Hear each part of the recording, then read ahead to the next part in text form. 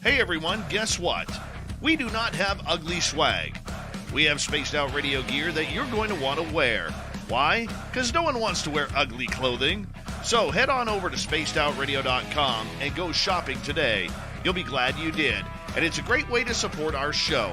Once you get your gear, send us a picture of you rocking out in your SOR swag.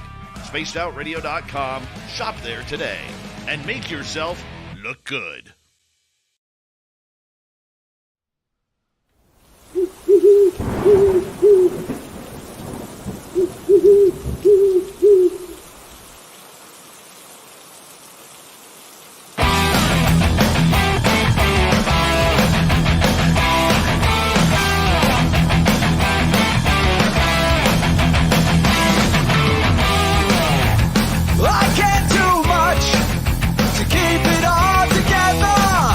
I'm not a good pretender, I never could live a lie. I said too much and let it get the best of me until it took the rest of me. I thought it was worth the fight, to fight for what's right, to right all the wrongs, to sing in our songs, to know we belong. No one understands.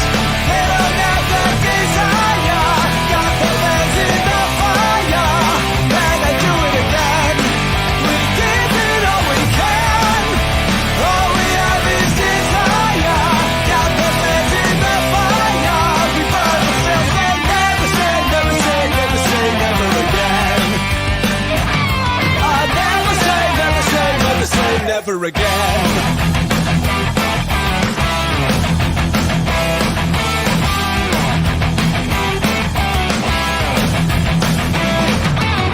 But I learned more from one enemy than from 1,000 friends.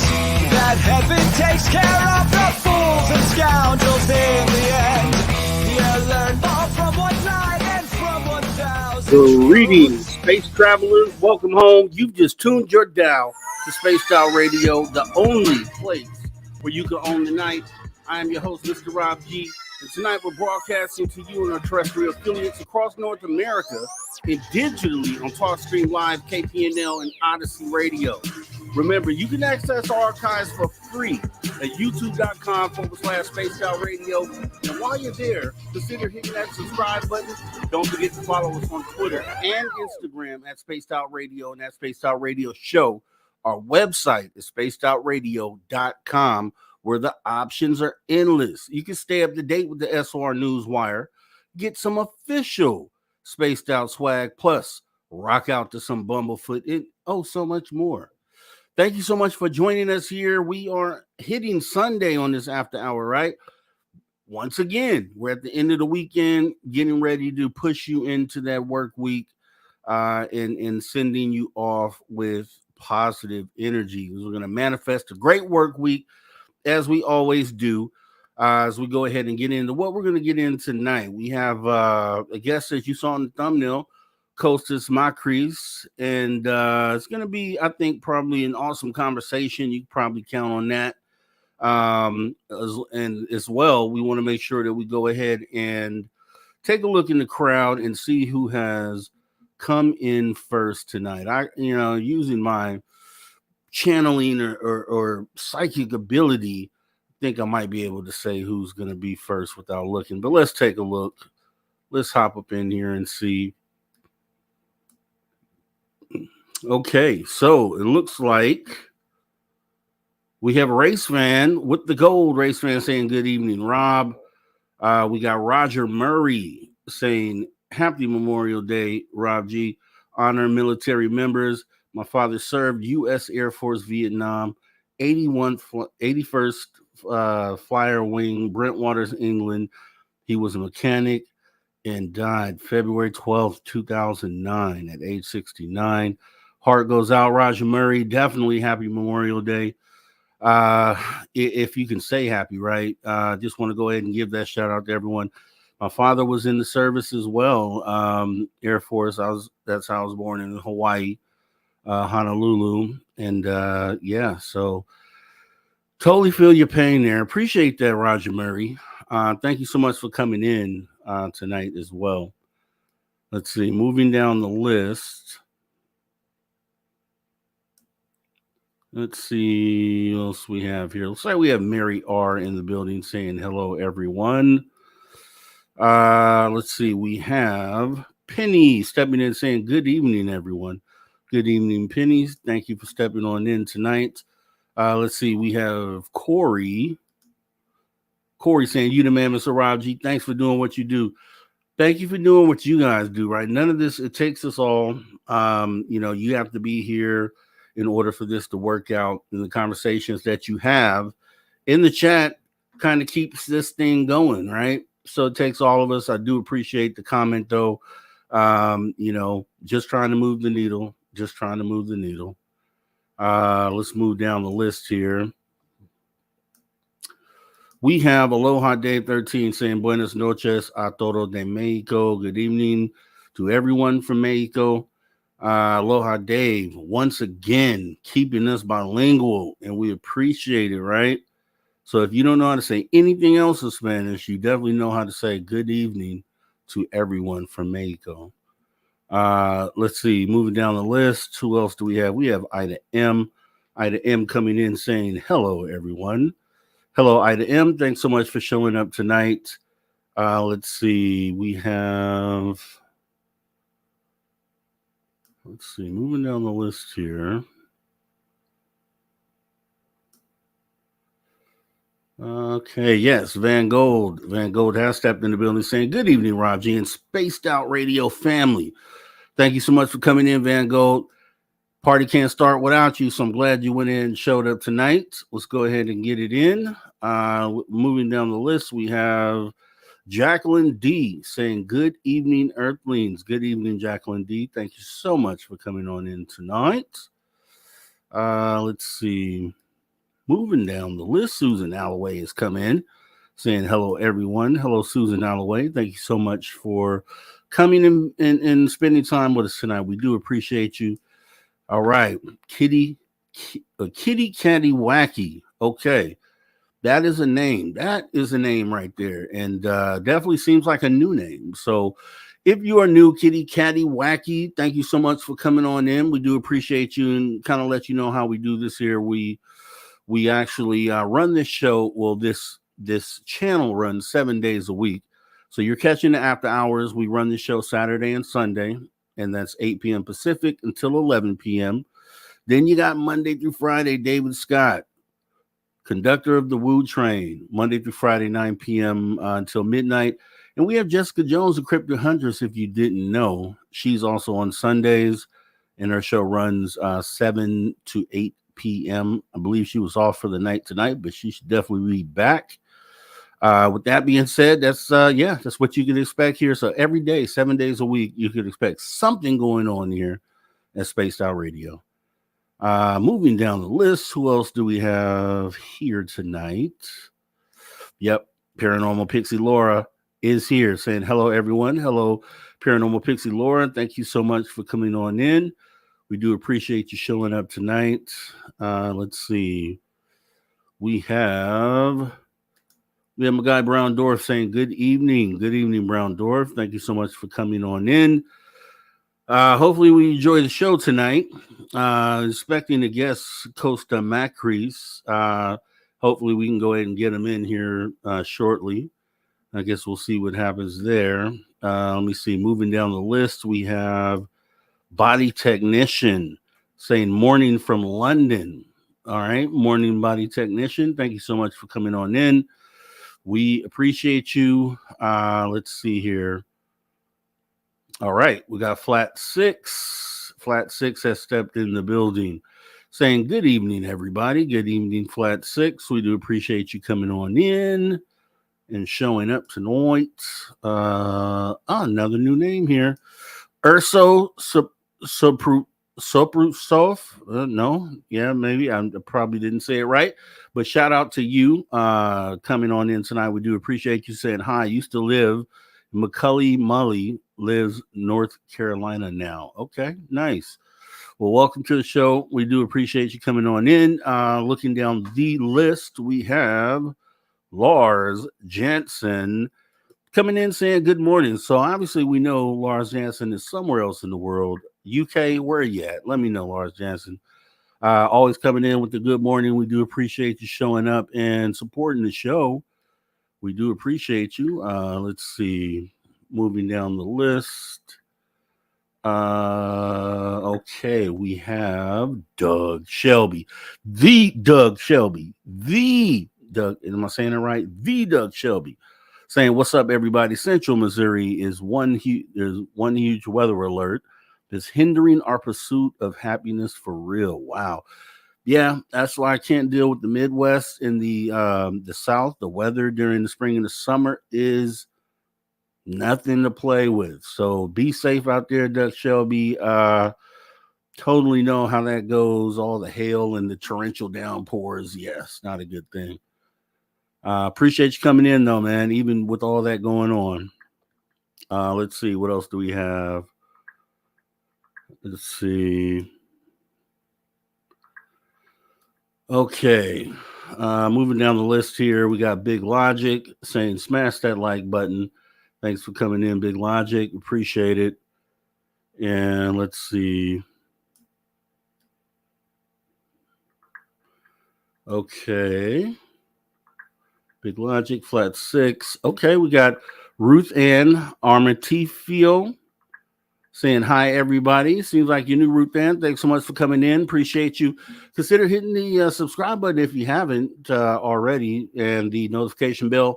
I don't know if you heard just a moment ago, but on this channel, we go 7 days a week here. So you will always find something going on here at Spaced Out Radio, and we would appreciate having you back. So thanks for coming on in. Let's see.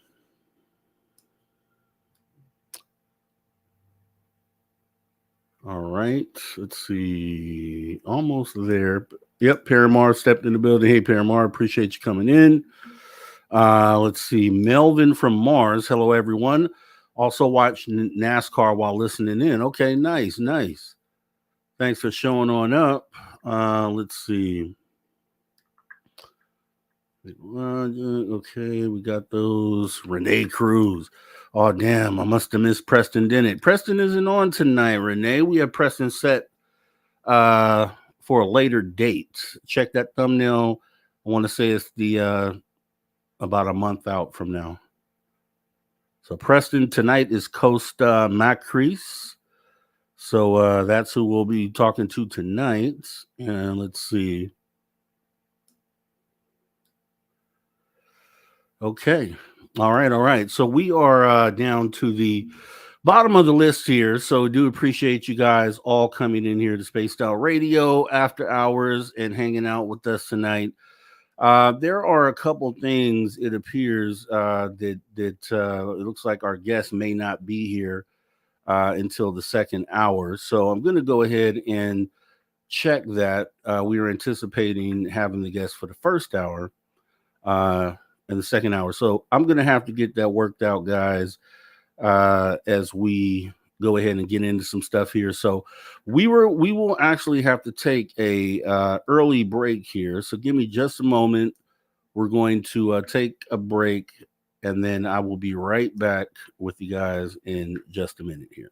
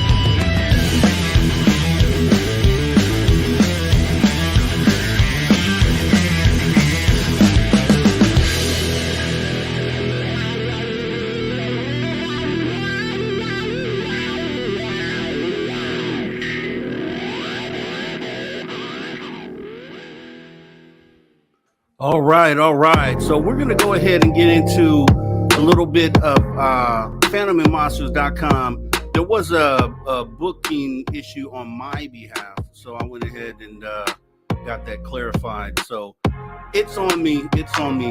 So I'm going to go ahead and we're going to get into some cryptid stories because our guest actually won't be here until the second hour tonight. Won't be in here until 9 p.m. And we've been talking since February.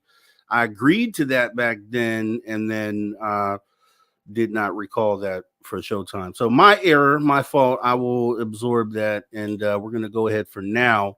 Get into some Lon Strickler's phantomandmonsters.com as we await hour 2 when our guest will be joining us here. So let me go ahead and get that going here. Let's get some mood music, some little ambiance here, and get into some really good stuff here by Lon Strickler. Let me know if this is fitting. Yes. Okay. So we're going to go ahead and get into phantomandmonsters.com for a minute here, kind of hang out for a bit. So I do appreciate you guys coming in, but don't go anywhere because our guest is coming in hour 2. Hour 2. All right. So getting this started, we're going to go over a few here. I had this one here, as you can see on the screen here, and I'll go ahead and kind of go over this. Bigfoot appears, then vanishes, followed by a flash of blue light. So I'm going to go ahead and read from this, and I'll go over maybe 1 or 2 of these here, 2 or 3. All right. phantomandmonsters.com. All right. Bigfoot appears, then vanishes, followed by a flash of blue light. An Adirondacks resident is sitting outside in the morning, which is his normal routine. He then hears a snorting sound. As he continues watching, a Bigfoot steps out from behind the tree. It says, I received this following account. Hello. I saw something about 6 years ago. It all lasted no more than 5 seconds, but it's etched into my memory. Uneventful, but very real and spectacular. I've told nobody yet. I never felt like I should bring it up, and it was just meant for me. It was August 2018 at 10 a.m. in upstate New York in the Adirondack area. I often left bread, nuts, fruit, and vegetable scraps thrown in the yard. I enjoyed watching the birds, squirrels, chipmunks, rabbits, deer, foxes, ravens, and crows eat the food I fed them. I could sit out there with my morning coffee. The critters did not mind me being there. I would talk and pretend I was conversing with them. Now, this went on for months. I would sit here in the yard as the sun would go down, another animal feeding time. Sometimes I would go out late and very late for a smoke. Again, I would walk around in silence, listening and enjoying nature. A remote and wooded area, the, quote, woods, if you will. Sounds like I'm rambling, but I'm setting the scene in my pattern of behavior. Not uncommon for me to be here day or night. So one morning, I go out the back door for coffee and a smoke. I'm standing at the back door, breathing in fresh morning air and taking a sip of coffee. Nothing is out of the normal. Birds chirping and critters moving about. Then I hear a snort like a deer would do. I look exactly where it came from, maybe 100 or less feet away. The woods have morning light shining on the line of trees, but beyond that was still mostly dark. I could see about 20 feet into the tree line. I don't see a deer. Within 2 seconds of the first snort, I hear another one as I'm still looking, but not seeing a deer. Something steps out from behind a tree. Its left side is facing me. All I could see was a large black shape step out. It stands there for maybe a few seconds. I know what I was looking at, but I had no reaction other than just watching. It made a noise, but not the snorting kind. Then it walked into the woods. Not only did I see and hear it walk away, but I felt it in the ground.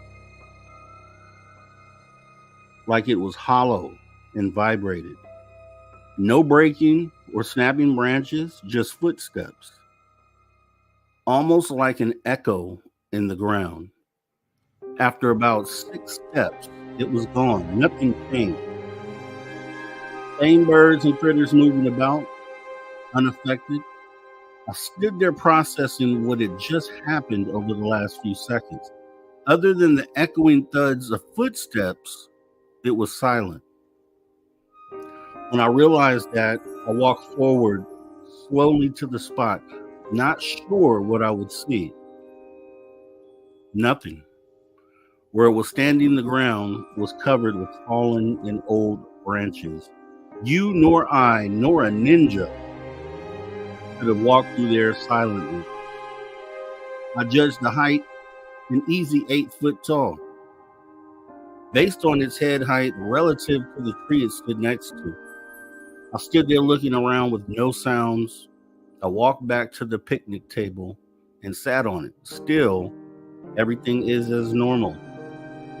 After the coffee and smoke, I observed the wildlife.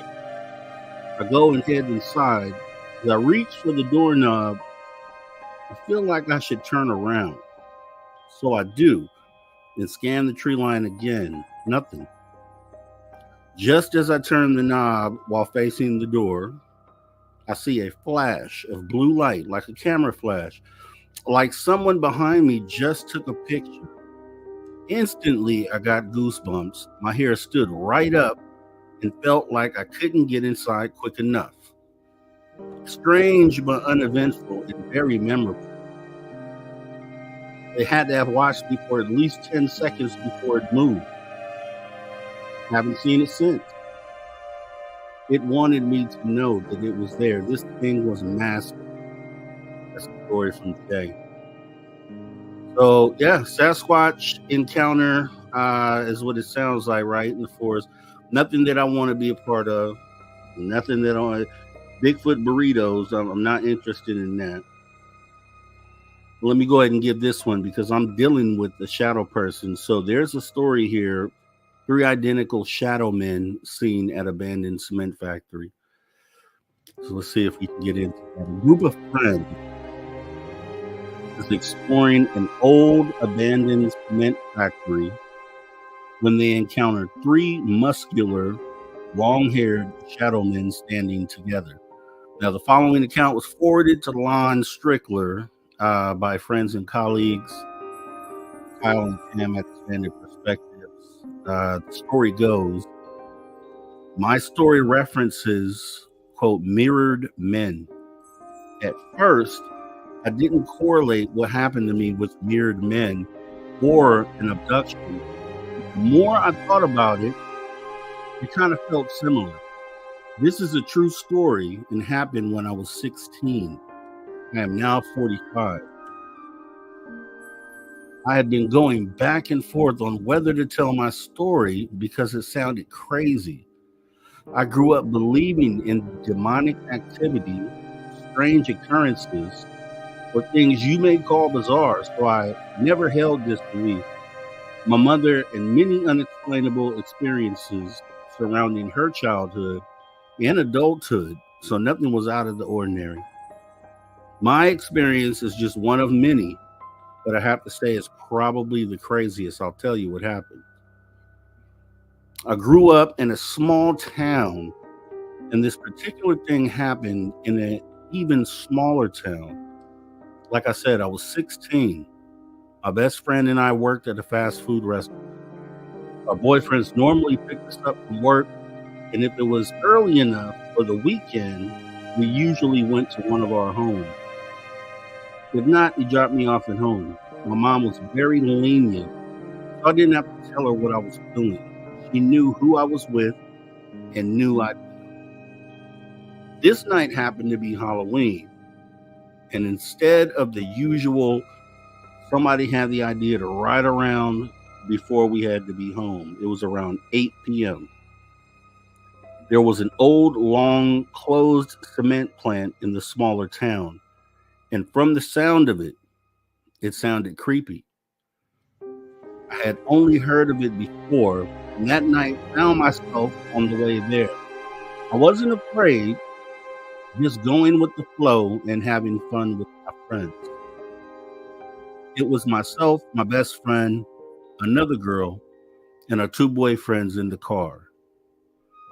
The plant used to be a thriving, active business built in the early 1900s that had long closed down. It was situated along the outskirts of town, along a very long 2-lane dark road with no streetlights. It was well past any residential area. We drove out to the plant, which took about 15 minutes. My boyfriend was driving. I was in the front passenger seat, and the other 3 were in the back. We pulled up to the plant on our left, but my boyfriend did a U-turn and parked along the fence.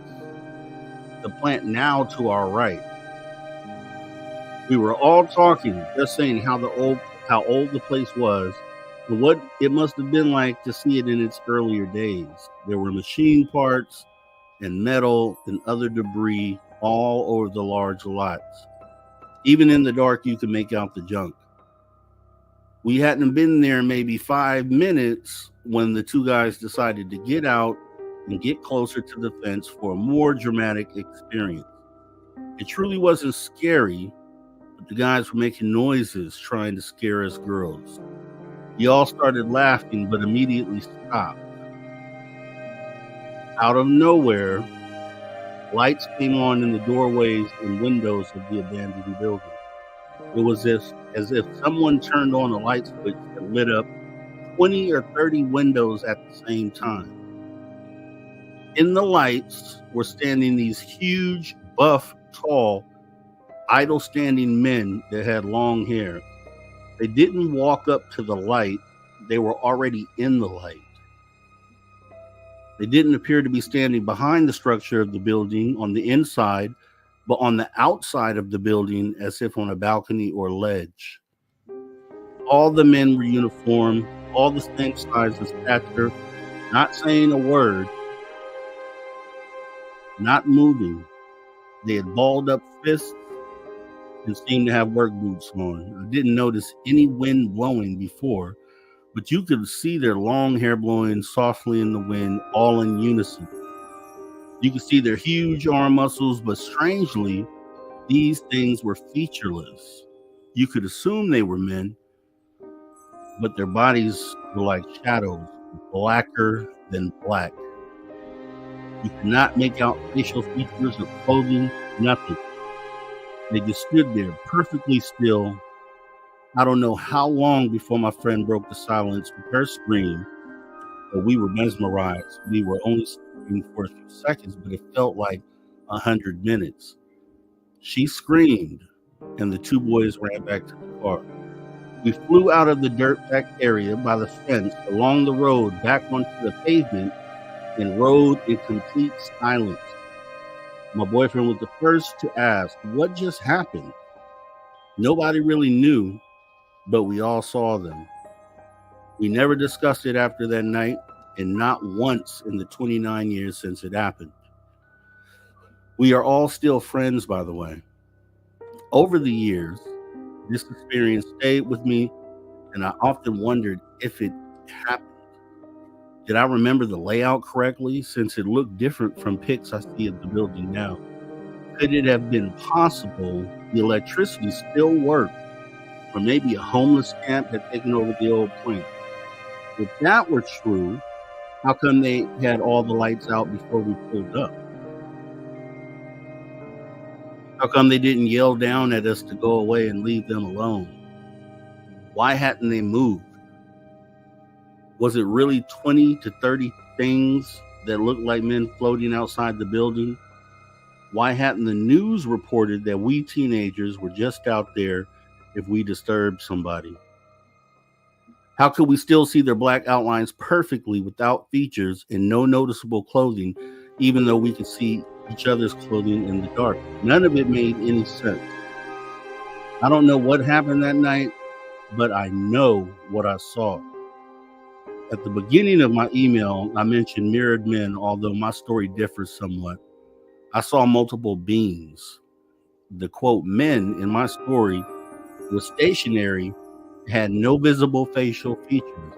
They didn't have stretched out mouths or turned slowly to look at us.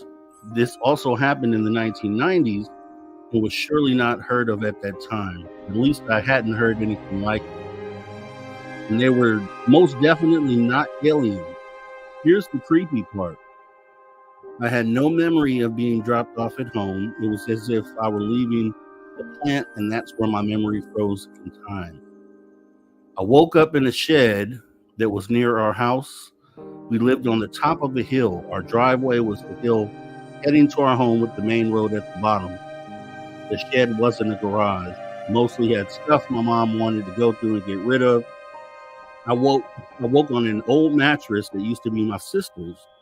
The door to the shed was open, and I remember it being really cold. My house key was in my hand, and after being really disoriented, I finally went inside. The shed was not connected to the house. It was several feet away. When I got inside my room, the clock read 3 a.m. I had no scrapes or cuts, no bleeding. My clothes were intact. I only thought of mirrored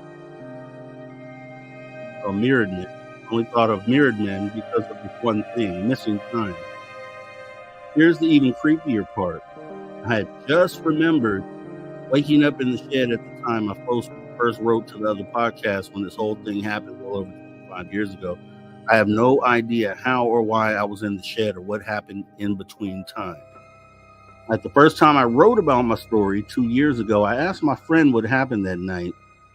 She was the one who screamed. She has zero memory of us ever going to the plant. In fact, she asked me to tell her the story. Since she didn't remember us going out there at all, I didn't bother asking her how she woke up. I also didn't bother asking the others. I just feel weird about it, and it makes me feel like I made the whole thing up. I've grown self-conscious about it, and I don't want to come across as a nut to any of them. They are grown and have families and no doubt moved on from something stupid that happened to us as kids.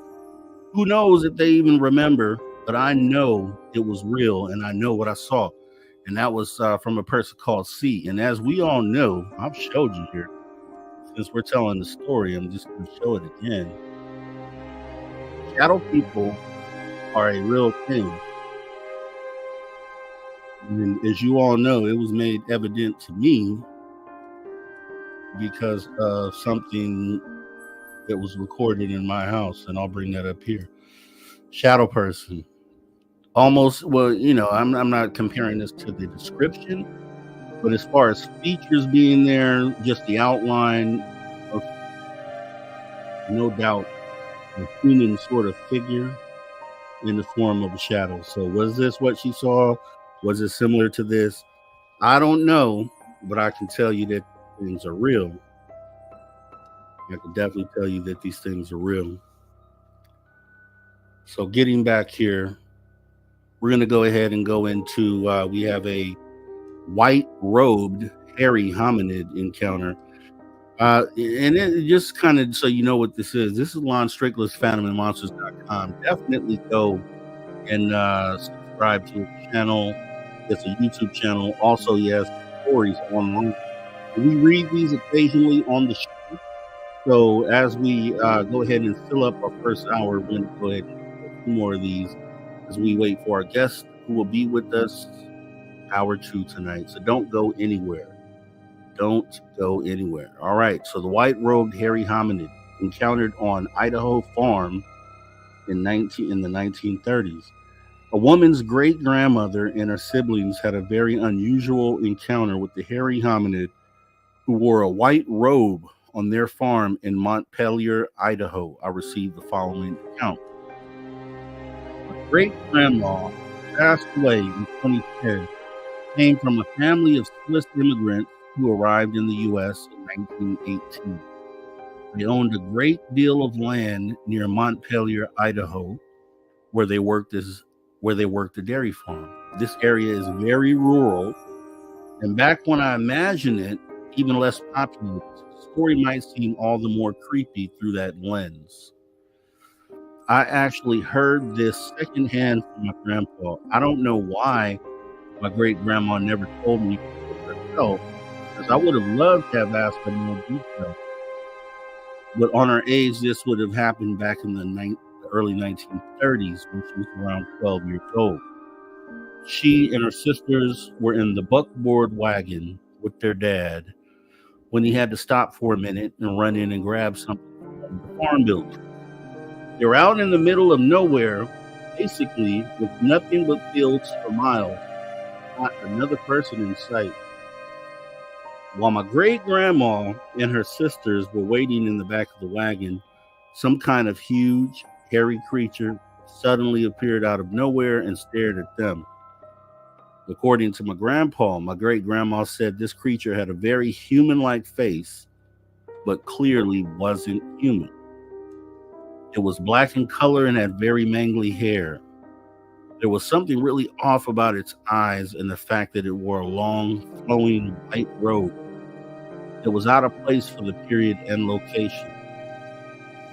She described its expression as curious and a bit confused, but not exactly malicious. Though it obviously scared the crap out of them. The girls screamed and cried until their father heard them and came running back to the wagon. But by the time he got there, the thing had wandered off out of sight. The horse pulled the wagon, was also very skittish for around several days afterwards. They never saw it again. My great-grandma was an extremely sweet, kind, but no-nonsense kind of lady. She wasn't really with the superstition type. She would always chuckle at my over-the-top obsession with Harry Potter, though she wasn't the type to sort out or make the story up. According to my grandpa, she attested to this truthfulness until her dying days, never once taking it back or denying it as some kind of childhood prank on their father. Do you have any idea what she and her sisters might have seen?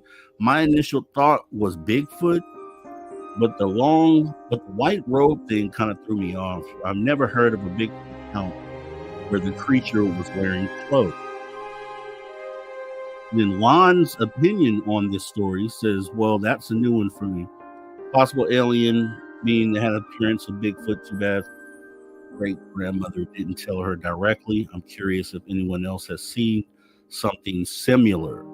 Lon Strickler said, if you've seen or heard of anything similar to what was just described in that story, make sure you reach out to Lon, because he is actually looking for information on anyone who may have had an account like this. So make sure you've heard it, direct whoever that is to Lon Strickler. All right, and we'll grab another one here. We have about 15 minutes till we take our break. Let's get another good one. These have been good, actually. Let me get a good one here. Another good one.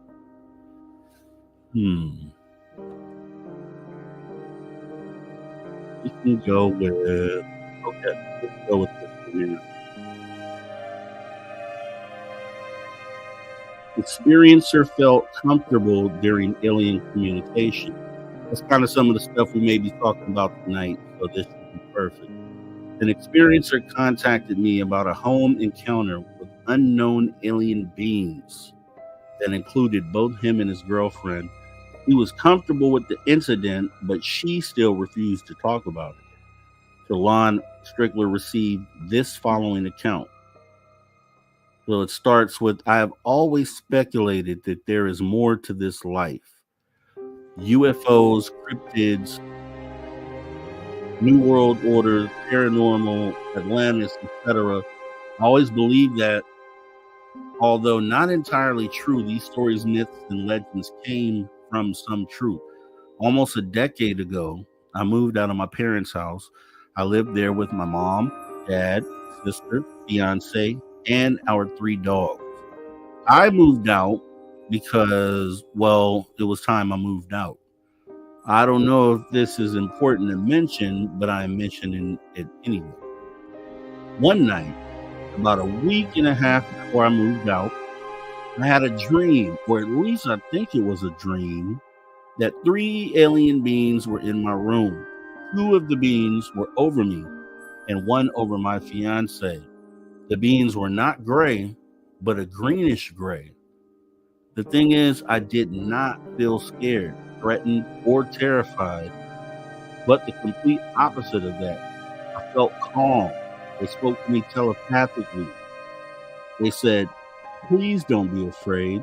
We are here to help you, to show you the true path, to help you help others." At that point, the one speaking reached out his hand to help me up. This gesture stood out to me because they weren't forcing me to go with them, but asking me if I wanted to take the offer. I reached back and began to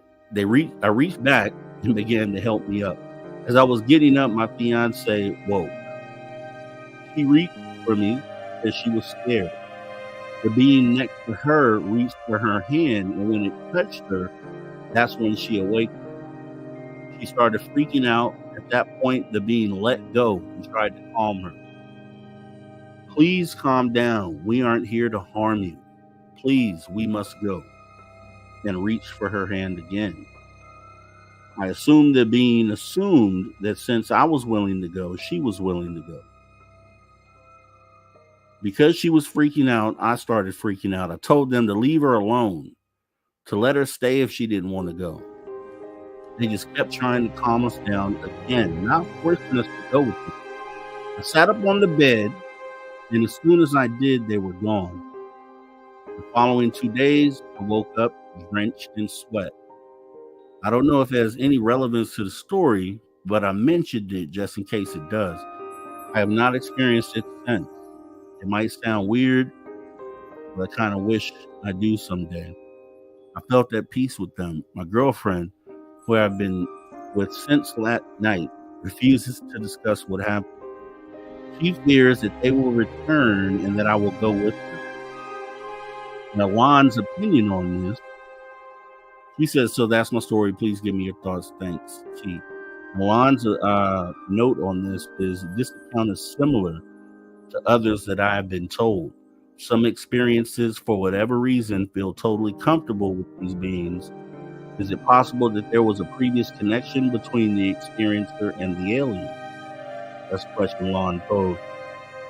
Yeah, and I've heard this story sounds really familiar. It sounds like the story that you hear a lot from experiencers of abductions. I've heard before the being given the option to go, right? Not simply taking, but kind of getting the okay to go with them. I don't know. I've never had an alien encounter, so I can't really say. But I definitely have heard similar stories that kind of line up. And all these stories are submitted. So these are like not written stories. These stories are encounters that people have. They actually write them up and they send them in to Lon. Lon vets these. There's a lot of them that don't make the cut. And the ones that do are the ones that Lon really feels strongly in, the ones that checked out. So with that being said, there's a lot of them in here. And I will pick, let me see, about 10 minutes. So let me pick another one here. Okay. I'm going to go with this one here. Supernatural white dog or wolf encounters at Seneca Nation in New York. After reading some of the cryptid accounts I posted from the Seneca Nation in New York, the witness contacted me about his unusual white dog / wolf encounters as a boy on the reservation. Lon says, I received the following account. It says, "Hello, Lon. I grew up in the Seneca Indian Reservation, the Seneca Nation, in Salamanca, New York. I was reading about the cryptid activity you reported on in that area. I had encountered a white wolf / dog creature a few different times, and it might not seem too unsettling at first, but I'm hoping to hear some related experiences or even some explanations for what I witnessed. I was 10 years old when this took place in 2003, and I had seen this being on 3 separate occasions over a few months. The first time I saw this dog, I was riding with my aunt, and we passed a triangle fork on the road that split the road both ways. On the right side of the road, there was the base of a really large hill. Right at the tip of the triangle patch of grass, a white wolf / dog thing was standing there and staring up at the mountain. My aunt and I saw it and commented on it, and she pulled over on the side of the road and told me to go get it. I laughed and thought she was joking, but she raised her voice and her eyes looked different to me, and she told me, "Go get the dog." I was reluctant, but didn't want to get in trouble. And I figured it was safe if she told me to get out of the car. So I got out the car, slowly approached the dog. You would think a, quote, normal dog would turn around and stare at the car that stopped, listen to the door being opened, and either greet the person approaching it or run away, right? Well, this dog was frozen in place, staring up at the hill. As I got closer, I saw that his fur was all white, and it looked like a short-haired husky or German shepherd or wolf. I suppose, for lack of a better word, its coat was short and dirty, and he didn't have a collar or seem like a pet. It also didn't seem like the regular goofy or aggressive res dog that I have seen my whole life growing up. One of the weirdest things about it was this wild-looking animal, but it didn't have a tail. Not even a little stump like somebody clipped it. It was just smooth all the way down its tailbone. I walked right up to this dog, and it didn't respond at all until I reached my hand out to pet it. It was about 2 inches from his body when it turned around, and I saw that it had one blue and one brown eye. We just looked at each other, and then it walked off. I really felt like I was seeing something I wasn't supposed to at this time, and it just felt unnatural to me, if that makes sense. I got back in the car, and my aunt didn't say anything to me the rest of the ride. To this day, she doesn't remember this event happening and won't talk about it. The second time I saw this creature was long enough later that I had forgotten about the initial encounter, more or less, if that makes sense. Probably a few months or so, I'd say. My house was about 2 or so miles from where I saw that dog, and I had the front bedroom on the second floor that faced the empty residential street we lived in, and it was always lit up by streetlights. I had a TV in my room, and I remember staying up late watching TV. And remember, I was about 10 years old or so at the time, and it was around 3 a.m. when I decided to shut it off and go to bed. For some reason, I looked out the sheer curtains before I went to sleep, and that same exact dog without a tail was standing in the middle of the street in front of my house under a streetlight and was staring up the road at the hill. It didn't look at me once or face my house once from what I can remember, but it was that situation where I would walk away, lay down, close my eyes, etc., then look back out, and it was still there. This happened a few times, and eventually, when I checked it again, it had left. This is a small neighborhood, and this dog did not belong to anybody there. It most definitely was not one of my neighbor's pets. I only saw this creature one final time, and I hate to say it was anticlimactic. There was another fork in the road about a mile from my house, and it's in the opposite direction. One day, I was riding in my parents' car with them and my little brother on my way to my friend's house, and it was just standing out there on the sidewalk behind the guardrail on a little hill. looked at me as we drove past, and I yelled, "There it is. That's the dog I told you about." And my parents were like, "What dog?" "Darn, we didn't see him." And just carried on their conversation like nothing happened. I never saw it again after this. I know most people would try to explain this away as a dream. This happened on 3 separate occasions, and I can still remember feeling its presence in front of me, for lack of a better word. It still gives me literal chills to remember this whole situation. I don't recall if someone died shortly after these encounters. I'm not even sure if the white/wolf dog is an omen for trouble like owls. Seneca and Iroquois in general don't necessarily have stories about skinwalkers, but a lot of our cosmology and tradition relied on stories of witches and them being shapeshifters. Not that I think this is what this is, but there was something so unnatural about that creature not having a tail and the color of its eyes. Its eyes felt like human eyes, and like something more than a dog was looking at me. I have a husky Miss Grez dog, and she has one brown eye and one eye that's half blue and half brown. She's my best friend and protector, and I can't imagine life without her. It wasn't the abnormal color of this creature's eyes, what lay behind them. That really scared me.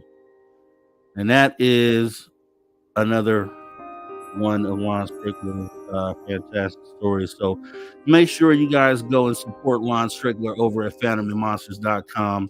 Usually we would do this story or these stories in hour 3 is when we designate the time, but we're doing it here in hour 1, and I think they're actually pretty good. Each one of those stories for me was pretty good, and we read these all the time. But make sure you guys go follow Lon, give him a subscribe on his channel, and let him know how much you appreciate these stories, right? He's the one collecting these. These are accounts from, he's been doing this for years. So many different people, turn these stories over to him. And I told him when I interviewed him, like, Lon, you really have a database of experiences that, you're able to dig into and even formulate patterns if we're trying to figure out what these things are and, trying to bring these things to light. Because I would love, and I'm waiting for the day that somebody brings a Bigfoot to the forefront. I'm waiting for it. It's going to happen. I think it should happen, right? So that's kind of what we'll be waiting for. Let me go ahead and take a look at the chat right here, because I know we got a couple minutes before we go to break. Yes, Deadfish Cheese Bread Story Hour on the fly. You see how we do that? Love it. Appreciate you. Let me see. Yeah, we love Lon. Yeah.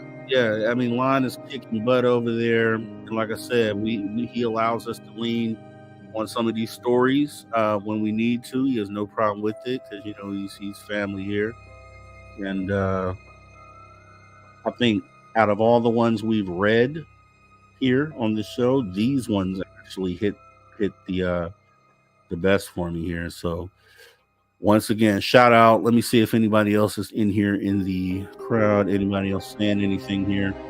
Barrett, welcome. Thank you for coming on in. You came right on time because hour 2 is when we'll be bringing in our guest, Kosta Makreas. Have some great questions for Kostas, and definitely can't wait to speak to him. So this should be pretty awesome. So make sure you guys don't go anywhere. What I'm going to do is get ready to pause, get us right into this first break of the night as we kick back and get ready to jump into hour 2 right here on Spaced Out Radio. You guys don't go anywhere. Conversations that move the needle. Conversations that move the needle. You're listening to After Hours with Mr. Rob G on the only place where you can own the night. Spaced Out Radio. Spaced Out Radio. You've tuned your dial to the right frequency.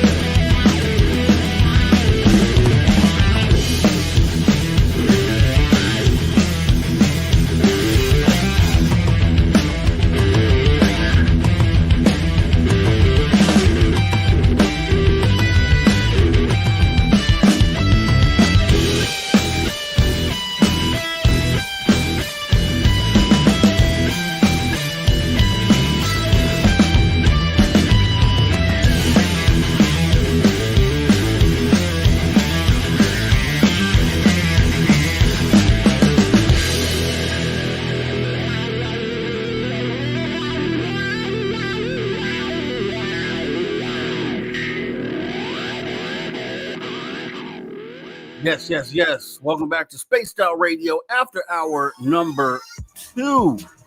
As we go ahead and get into the mix here, we're going to be joined by our guest of the night here just in a moment, Kosta Makreas. Can't wait to get into this conversation, so you guys don't go anywhere. This should be really awesome. And then we'll have Jax Harmon coming in for hour number 3. So, yeah, action-packed. Do not go anywhere. And with that being said, I do want to welcome a few more people in. I know Mama Catherine Jones came on in, so thank you so much for coming on in, Mama Catherine. Dead Fish Cheese Spread, we do appreciate you coming on in. The Ferret, I see you there. You did come in as well. Rich Buddy, we do appreciate you showing up. Woo Riders DG, appreciate you coming on in. Let's see, anyone else that I missed here? Anna Bowline, thanks so much for coming in. We appreciate you. Asimov 5W, thank you so much for showing up tonight. We appreciate you. And yeah, looks like we're good here. So yeah, here we go, right? So without further ado, let me go ahead and move this comment and bring our guest in for the night. CE5 specialist, amongst a lot of other things, author as well. We're going to go ahead and bring him in, Kosta Makreas. And thank you for coming on in tonight, Kosta. Hey, thanks for having me on here, Rob. This is great. Great to meet you. Definitely. I've been waiting to meet you too. And I know we had the scheduling thing. We've been working on this for a few months now. So yeah, I know. my mistake on that, but we did go ahead and no worries. Okay, we're here. We are here, and that's a big thing. And so I have a list of things I wanted to go through. So you are founder of ET Let's Talk and then the People's Disclosure Movement. So if you could really quickly, before we jump into those things, kind of let us know how you got started in this, any experiences as a kid, kind of leading up to Kosta today. Oh, have I got a story? But what I like to say before I launch into my story that got me to here is what I found in the last 18 years that I've been doing networking and making contact and meeting people all over the world is everybody's got a story or stories that have brought us, to this topic, right? So I'm no different than that. I had an interest in UFOs when I was a kid. I picked up a book, a paperback. This was the early 60s when this was new to a lot of us. And I was immediately smitten because it looked to me like a really truthful account. It had black and white pictures. This is before graphics and Photoshop. So people weren't able to fake it as much. But I immediately just thought this is something I want to know more about.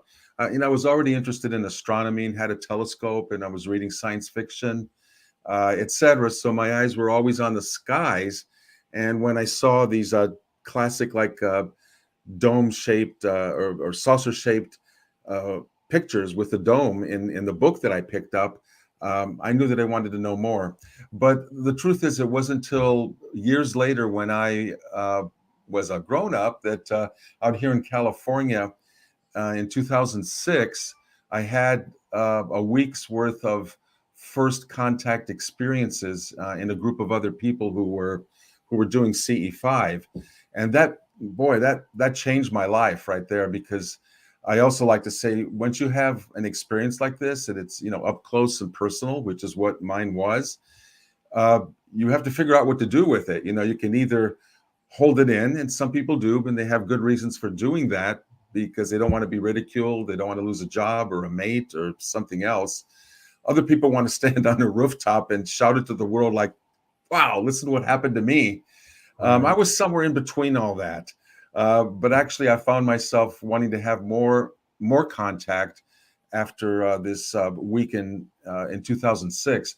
And what happened, I'll try to make the story real short. I had several experiences, but the most profound one was we were in Northern California, and many of you may have heard of Mount Shasta, just a really wonderful magnetic place for a lot of paranormal things happening. And it was the first week I was learning how to make contact using, meditation and group coherence with 40 other people at the foot of the mountain, like in a secluded area surrounded by forest. And we were learning that week to identify all the cool stuff that was in the sky, whether it was, mostly man-made, or planets or stars.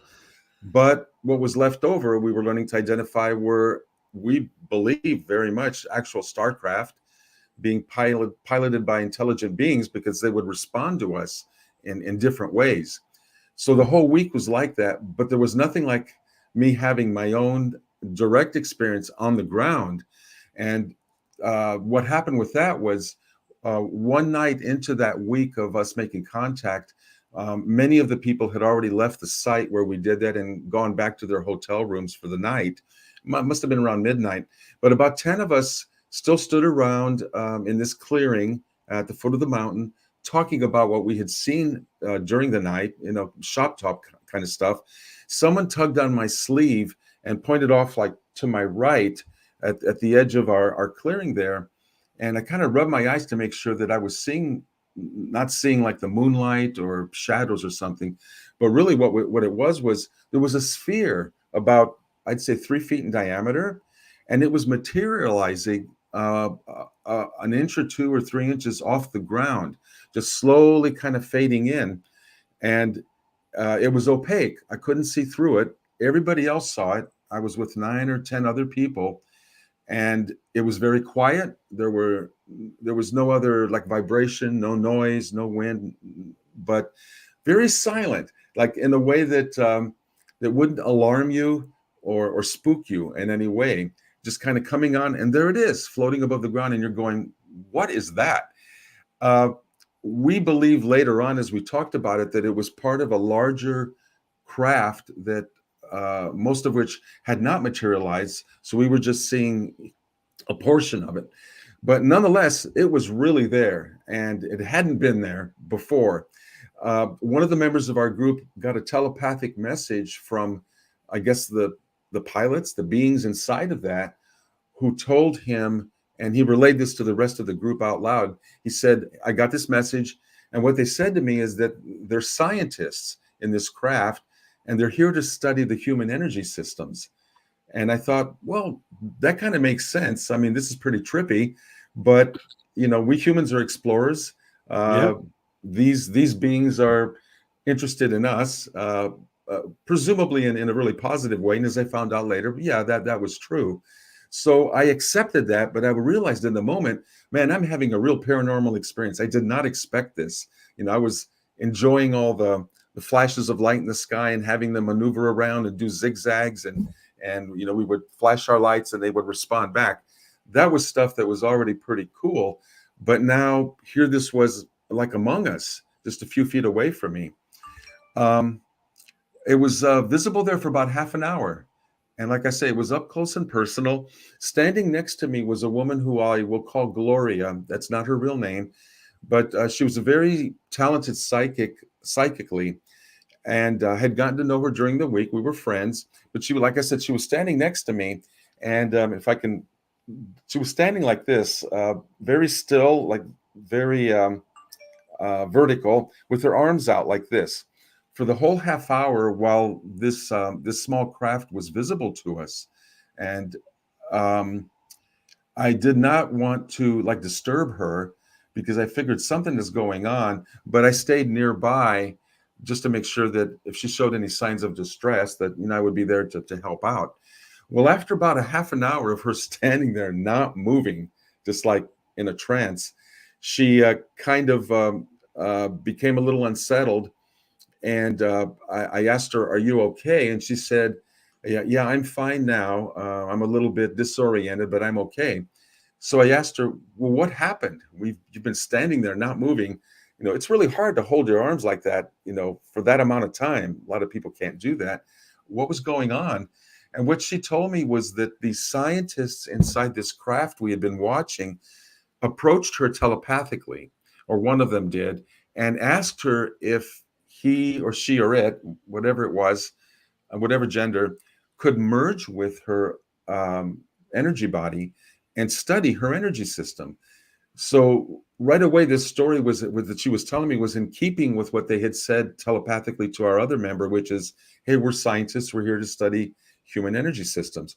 So she was being asked, would you agree to emerge with me, the being, to study you.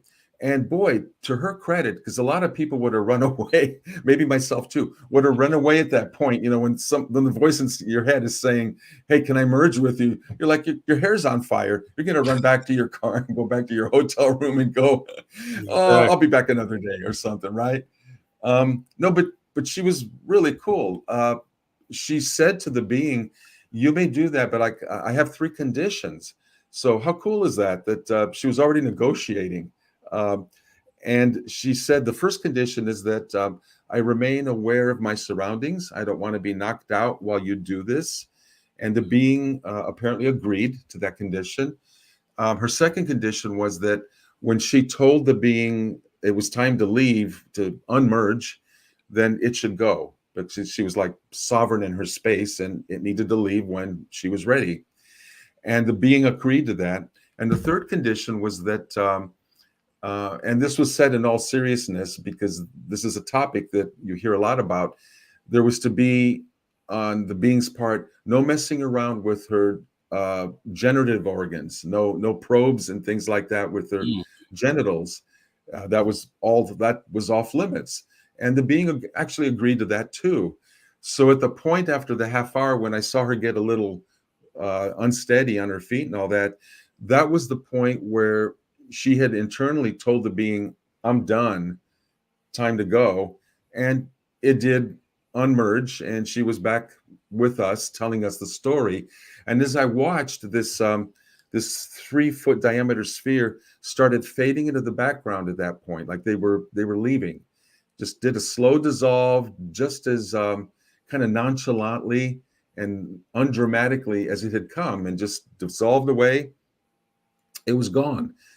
So I sat there with all these other people, and I said to myself, what am I going to do with this? There's a certain amount of people that are going to believe me.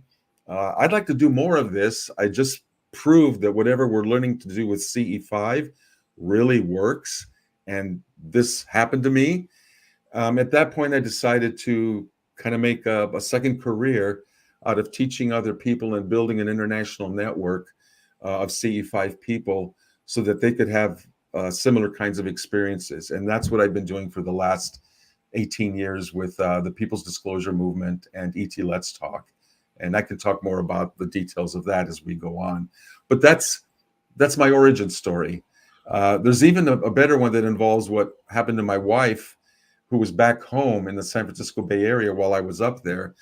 I can tell that at another time, but the summary of that is that 4 or 5 beings showed up in our bedroom in front of her. They just zapped right on in, and they had a telepathic conversation. That got her to want to join me in doing all of this, because up until then, she had told me, go make this contact, learn this thing. I believe that there's life out in the universe, but I don't see what it has to do with my everyday life. I'm running a couple businesses. I got bills to pay, but go have fun. And until they showed up in our bedroom and communicated with her very dramatically, but very lovingly too, waves of love, she had not expected any of that to happen. And once they had left, they kind of dematerialized after conversing with her. That's when she told me later on in the morning, when I had called her and learned this story, that's when she said, "Next year, wherever you are doing this, I'm coming with you." So it's personal now. And that's what happens, Rob, is when you have your experience and it becomes personal, you stand at this crossroads. You have to decide, what am I going to do with it? And there's no wrong answer there. It's whatever you're comfortable with. And here I am. This is what I'm doing with it. We have a worldwide network of CE5 enthusiasts just making all kinds of contract by the hundreds and by the thousands. Wow. That's awesome. And I looked into that, and that's what I admired about. I was like, yeah, I got to talk to this guy. I just looked at all the things that you were involved in and what you promoted, and things like ET Let's Talk and what that's about, and then the People's Disclosure Movement, what that's about, made me feel good, because I like to have these conversations that move the needle, and I think I like to support and promote people who are either curating data or just creating movements like what you're doing here. So one thing that I saw you do, and a positive energy is a lot of things you focus on as well. You had with ET Let's Talk. I don't know if you still do this, but you had something called a Day of Good News, which I thought was a great concept. Do you still run with that, or if you could explain that for everybody? Yeah, there's two things, two missions that have a label that I've created that are in parallel. There's the People's Disclosure Movement. Again, we can talk more about that because that's a whole movement and a beautiful thing.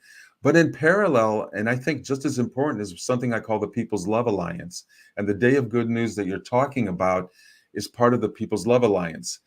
Here's what I like to say. The People's Disclosure Movement is all about stuff going on up there. We're not alone in the universe, in the cosmos. The People's Love Alliance is all about the fact that we're not alone here on Earth either, with each other. Because we haven't had full open contact yet, the stage, the ground has to be set on Earth here for it to be the best experience possible for our star friends to come in a mass way with all of us, land on the White House lawn or whatever they're going to do.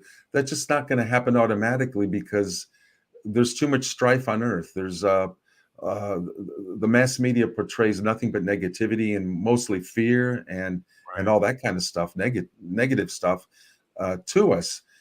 But the Day of Good News was one attempt, and I'm still continuing it because I have a Facebook group called Good News Every Day. Check it out, where we try to create a positive experience here on Earth. Instead of just looking at what the mass media is showing us, which is mostly, again, fear, we try to make posts about positive things, small acts of kindness and compassion that we may find somewhere online. We share them in the group, or even big things like you might discover other movements where people are doing wonderful stuff that's really life affirming and uplifting people's lives and healing and feeding people, etc. We like to promote all of that because the vibration around the planet will change, and we also find out that we're not alone. We tend to think that the world really is just going to hell in 10 different ways, which it could go if there were not a countervailing force of good people. 99% of humanity, the heart of humanity is sound, but we get warped along the way and we get to thinking we're all alone, and it's just 10 of us and 10 of our friends who care about making anything better. And that's totally not the case. And that's why a Day of Good News was launched, and it was a one-time thing just to see if it could happen. And that turned into the Good News Every Day, the Facebook group, where we, like I say, we make posts. And I encourage people to join that and just make your posts or just read what other people give you.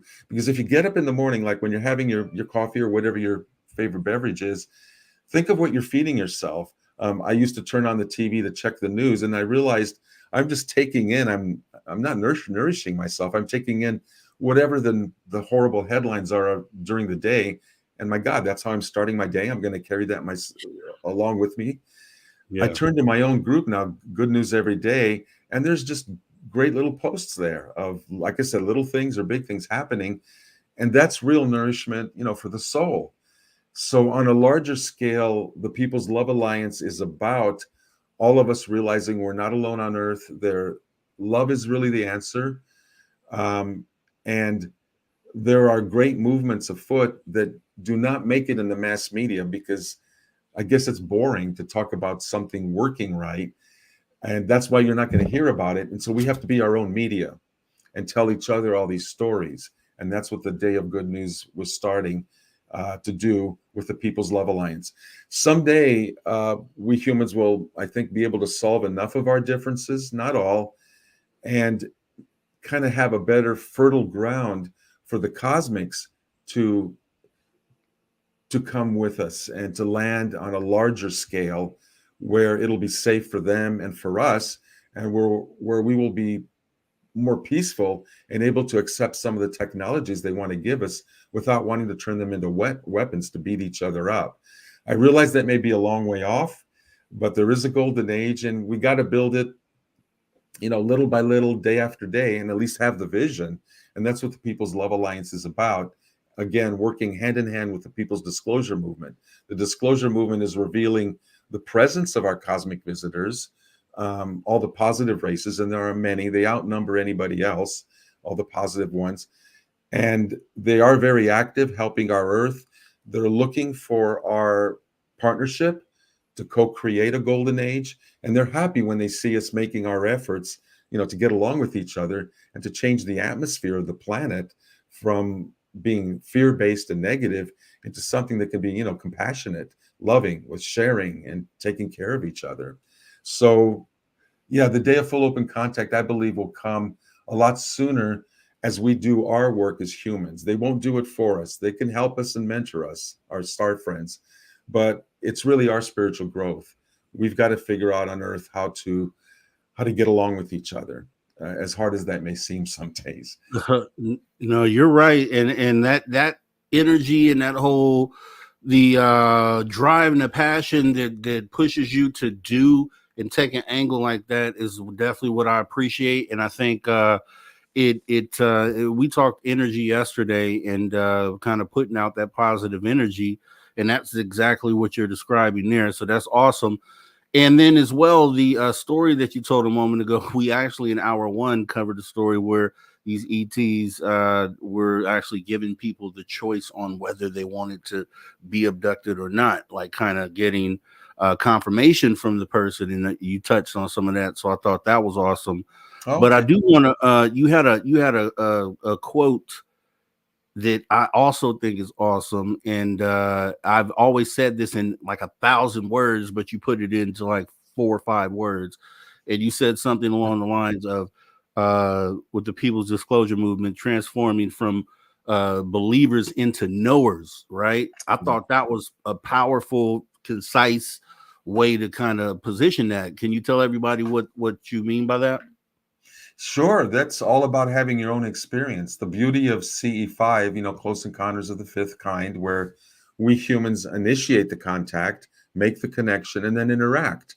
The beauty of that is that once you have your first experience or your second or your third, and those experiences can happen any number of ways. It's not just lights in the sky. It can happen through dreams, through telepathic communication, can happen by touches on the shoulder and knee, many different ways. The star people are very creative.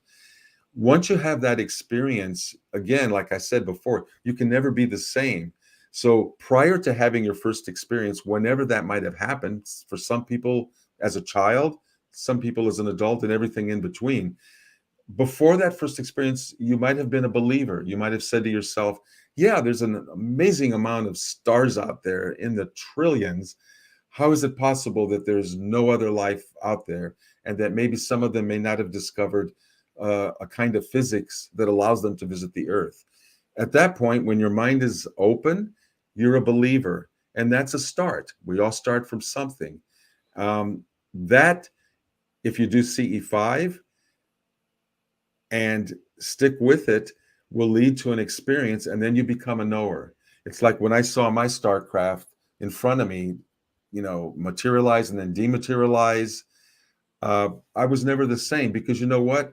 That action violated all the physics, and I'm very scientifically minded. I'm a computer scientist, a mathematician, etc. Very left-brained.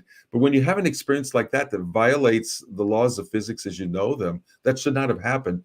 You have to think outside of the box and go, what just happened? I'm not sure I can explain it. I would love to see the formulas of how they did that, but I don't have those. And yet I know this happened to me, and nobody's going to talk me out of it. Nobody's going to tell me I was dreaming, hallucinating with all this group of people, whatever. It happened. And that's what comes from being a knower. You go from a believer to being a knower. And that will take you on a path that maybe you had not intended to take, or it may make you just shut up and go, I'm going to keep this private, and that's cool, because I'm not ready to share this in my environment with people I know, because they may not be ready. Or you can do what I did, just kind of jump on the internet and start contacting people and saying, let's start synchronizing our meditations and do this month after month for years and see what happens and try to build a movement. So So that's where we are, believer into knower. And I wanted to talk about that because I had some, obviously, we're talking about CE5 here more specifically. And if you could, there's two parts of this. So, what is the main goal of CE5 for those who may not know? And then you talked about, well, I've been saying for the last 6 months that I wanted to get all of the top CE5 people together to try to bring a moment of disclosure for those who are unaware and maybe live on TV or recorded. And you talked something about that, and I thought it was actually pretty cool where you were talking about networking around the globe with CE5 to kind of try to bring in a moment similar to what I was describing. Are you able to talk more about that? Yeah, I haven't moved further on that, but the idea is out there, and I've had other people contact me about it. Uh, yeah, there are hundreds, if not thousands, of groups doing CE5. Um, and it's happening every day because everybody's in different time zones. Some people do it five times a week, some people once every month or once every couple months. So it's all over the place. But what you have is all these people. So there's constantly a CE5s going on around the globe, which are reaching out to what I call our star friends. And they like to be called star people, not aliens. And I want to put that out there. Let's change that. Alien is kind of a word of like the other, of something that's strange and unknown and maybe harmful or fearful, whatever. They basically have told us in our messages, we're star people. We're elder brothers, sisters, and cousins, literally. And that's a whole nother branch of exploration there. But sometime in the future, I would like to have like a global day, for example, a 24-hour period where everybody in the world who does CE5 joins. Now, we've kind of got something like that because in 2010, we started a monthly global CE5 where I asked all of our teams around the planet to use the 24-hour period, usually or always a Saturday, which was nearest the new moon so that we would have a dark sky. And during that 24-hour period, and we're still doing this every month. And if you get on the mailing list at etletstalk.com, I make announcements to bring you in. The intention of that is for us to come together as one people reaching out to the cosmos. I mean, we're many groups, but when we have that one intention during that 24-hour period, we're all focused on the contact. And that's what C5 really is about. It's that human initiated, it's not passive. We sit down and we say, we're going to do this contact using, well, there are many forms to try it, but using usually coherent thought, emotion, an open heart, an open mind, as a group or alone to make the contact and then make it interactive. Because the whole idea is not just to see the lights in the sky, maybe take a cool video and post it somewhere. The whole idea is to make new friends because the star people have asked us to interact, to connect with them, because that will teach us how to work together so that when the day comes that they can more fully be among us on Earth, there will be those of us in our network, in our movement, who already have been practiced at making communications with him, and they won't be freaking out when everything happens. And suddenly their phone will be ringing, with calls about someone who had put them down before and told them they were dreaming, they were crazy, suddenly saying to them, oh my God, you were right. What's going on? They're here. What's going on? And those of us who have had this practice over the years will have some answers. And we'll be the wayshowers. We'll be the stable places of love and light and grounding, so that the experience of fully engaging with our cosmic friends can happen as smoothly as possible. And believe me, they've already got plans for this. I mean, this is way above my pay grade. They've been studying us for thousands of years. They know us better than we know ourselves. So I know they've got a plan of how they're going to do this, but yet they're seeking our cooperation. And so whenever we get together every month on the Global CE5, which is what I call it, the Global C5 Initiative, we are furthering the day when we'll be doing this like every day when they're among us. Did I answer your question, or did Yeah, I you expand on definitely anything did. more fully? No, you definitely did. What I wanted to get into on the CE5 was, so out here, and I actually got to take part in one when we had a Reno fan party 2 weeks ago, and we did a sky watch, and there was briefly some attempts to bring in CE5, but it wasn't, I don't think it was the right setting for it to be done. With that ability there, to call in a craft, isn't it plausible? I would think if there's an element of benevolence and malevolence out there, is it at all possible that you call in a ship that may have some malevolence to it, like or a species? I understand the question and the concern of that. This is all about vibration. That's what makes CE5 work. It's about centering on the heart, on love, on openness, on goodwill. And what I believe, anyway, in my spiritual infrastructure of the universe, is that when high vibrations are present and we're working from our hearts, and especially in a group where they're magnified, lower vibrations cannot breach those. They can't reach that level. So in a way, that not in a way, but definitely that's our protection. So my answer is, as long as your group, our group, or you as an individual is grounded in love, and you can call in whatever your beliefs are. If you believe in angels, if you believe in spirit guides and avatars, whatever for you is a high vibrational spiritual source, I encourage people, use that as part of your CE5 to not only raise your vibration, but it also serves to protect you at the same time from any more negative influences. It doesn't have to be star visitors. It could be influences from astral entities, earthbound entities that seek to find weak or negative people. The cure, not the approach, again, is your vibration, your frequency needs to be high. And again, you can call in and any of your helpers that you want to join you in that. And that's your protection. That's actually a great answer. That makes total sense. Yeah, I do appreciate that. Let me see, let me get so let's talk about the Galactic Federation, because I see you talk about that as well. If you're able to explain, like, what is the Galactic Federation, and I probably know the answer to this because I know my answer to this, but do you feel like humanity is currently in this current day ready to assimilate with some sort of federation out there?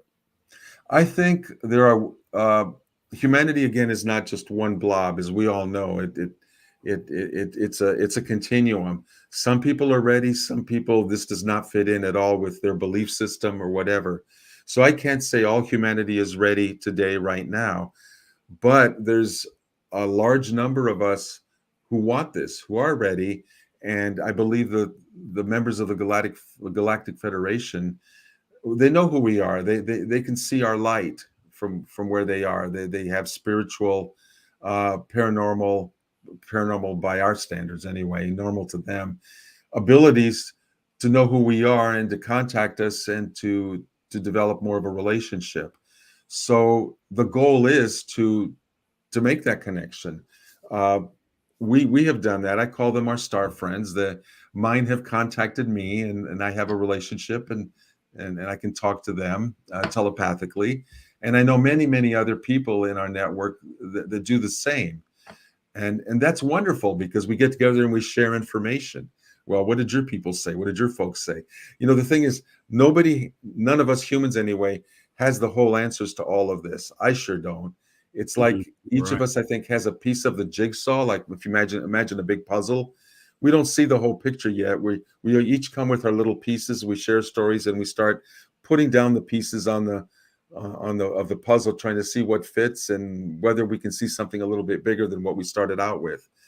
That's what I like about our community, is that, again, anybody who says they have all the answers, or they're the anointed one and everyone else is wrong, wow, run the other way with your hair on fire from energies like that. because none of us is that. But as a group, we're kind of not kind of, we're crowdsourcing our contact with the galactics, and they are here. And here's something that I really want to convey to your watchers and listeners out there. For all the news that comes about negative things with ETs and people being harmed and all that, I'm not saying some of that hasn't happened, because this is a big universe and there are all different kinds of entities. But let's remember that, or learn, there is a vast number of positive ones who are here and are beaming more love and light to the earth at this time than ever in its history. They really see our potential. They see a golden age we could have. They are committed to us having a breakthrough, not a breakdown. So that's who we're working with, and they're here in larger numbers than anyone else, and they don't get enough press, is what I'm saying. And what I'm encouraging people is to start talking in terms of, we've got a lot of great friends up there, just willing to communicate with us, but we have to be open to it and do our part to communicate with them. And the less that we concentrate on the human beings, the cabal types that have tried to and can control us as humans through different systems throughout the years, throughout the centuries, maybe, the more energy we give them, get down into the conspiracy theories and the rabbit holes, well, the more we're feeding them and building them up. And so I'm saying we can't have our heads in a hole in the ground and pretend that negative influences don't exist, because it's here on Earth and it has been. But the potential we have is to create the future with our thoughts and our beliefs, and together with each other, and realize what a tremendous power we have with all the friends that are out there on the internet doing CE5 and who are part of other spiritual movements or great social justice movements. It doesn't always have to be about UFOs and UAPs. With the People's Love Alliance that I mentioned before, there are great movements of people in other areas, in the political, economic areas, etc., all over the world, who aren't getting any press, but they're still doing the work of uplifting and healing humanity. And they are our allies, and we are theirs too, even if they're not doing a Skywatch. That's our particular focus. But I want to just say, let's keep focusing on the star people who are here and are amazing. We've seen what their ships can do. They sent us a message that basically said, keep your eyes and heart on us. And, right. You want 4 or 5 words. There you have a very simple kind of a request. Keep your eyes and heart on us.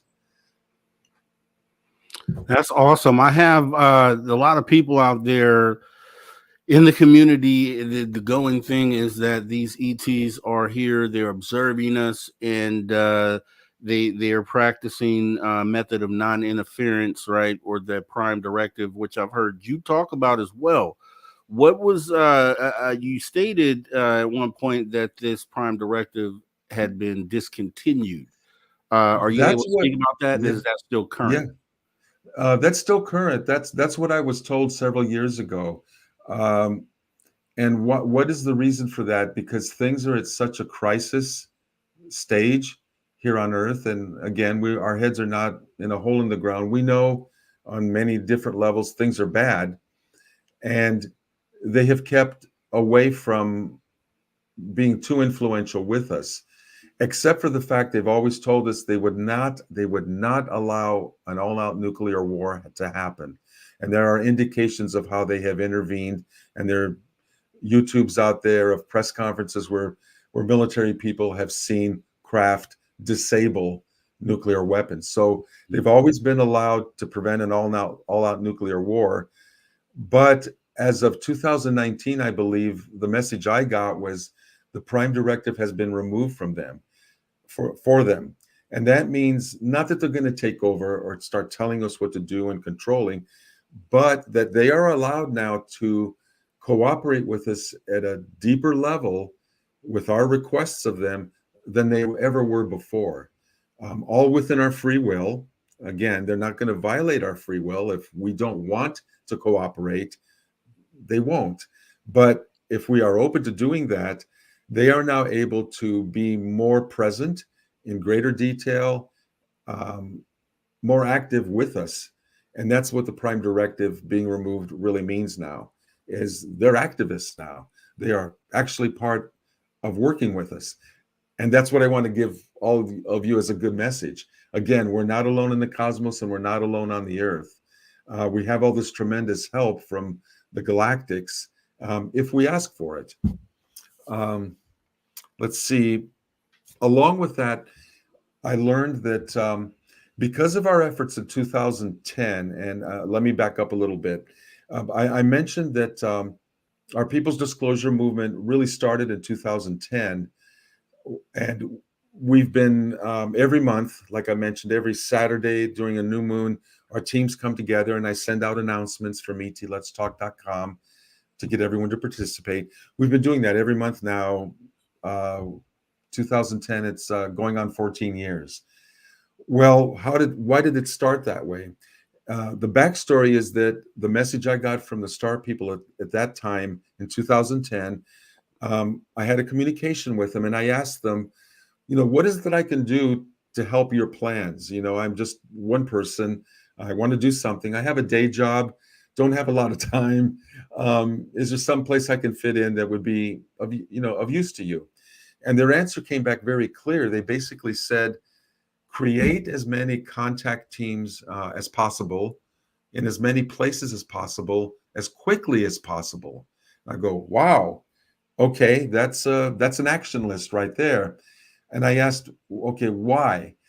And their response was that the more we create contact teams, Skywatches, contacts, CE5, the more that we do that will give them permission to show up in more cities around the planet. And they literally said in more cities, in the sky, on the ground, wherever that turns out to be. And as they showed up in more places, more people would see them, and that would give and want to interact with them, and that would give the star people even more permission to show up in more places where more people would see them, giving them more permission. So you can see, I call this, actually they call this a virtuous circle, where we work with them.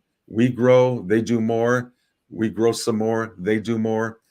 And I said, well, that sounds cool. That's what you want us to do then, is start a movement like this.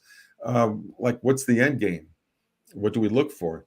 And they said that someday we would be so successful that enough people had seen them around the planet that from that point forward, and they call that a tipping point, there would be a tipping point reached where our movement basically could not be stopped. We would basically own the future. And that's what the CE5 is about. We own the future because we're making this contact. And all the attempts at cover up that had been happening for almost 80 years, and we know all about that. If you're in this field, you're very aware of the cover up in different ways in different societies, different governments. The cover up would be over anywhere. Nobody would believe any government or any authorities saying nothing to see here, move right along. We know better because we will have made our own contact, going from being believers into knowers. And that tipping point was reached in 2019. And that's when the People's Disclosure happened. That was the whole idea, the People's Disclosure, not the government's, because we've been waiting, right? 80 years, everyone knows this. We've been waiting for an announcement from, a president, a premier, a prime minister, whatever, to stand at a podium and say, they're here. We've been in communication with them. Sorry we lied to all of you all these years. Sorry we ruined your careers. Sorry we had you institutionalized. Sorry we killed some of you for what you said, and on and on. How's that working for us? That hasn't happened. There are efforts to try to make that happen in the United States from a grassroots level, which I support. But from the top-down level, all of us waiting with our energy and putting our thoughts into disclosure. When are they going to make that announcement? It ain't going to happen. It ain't going to happen.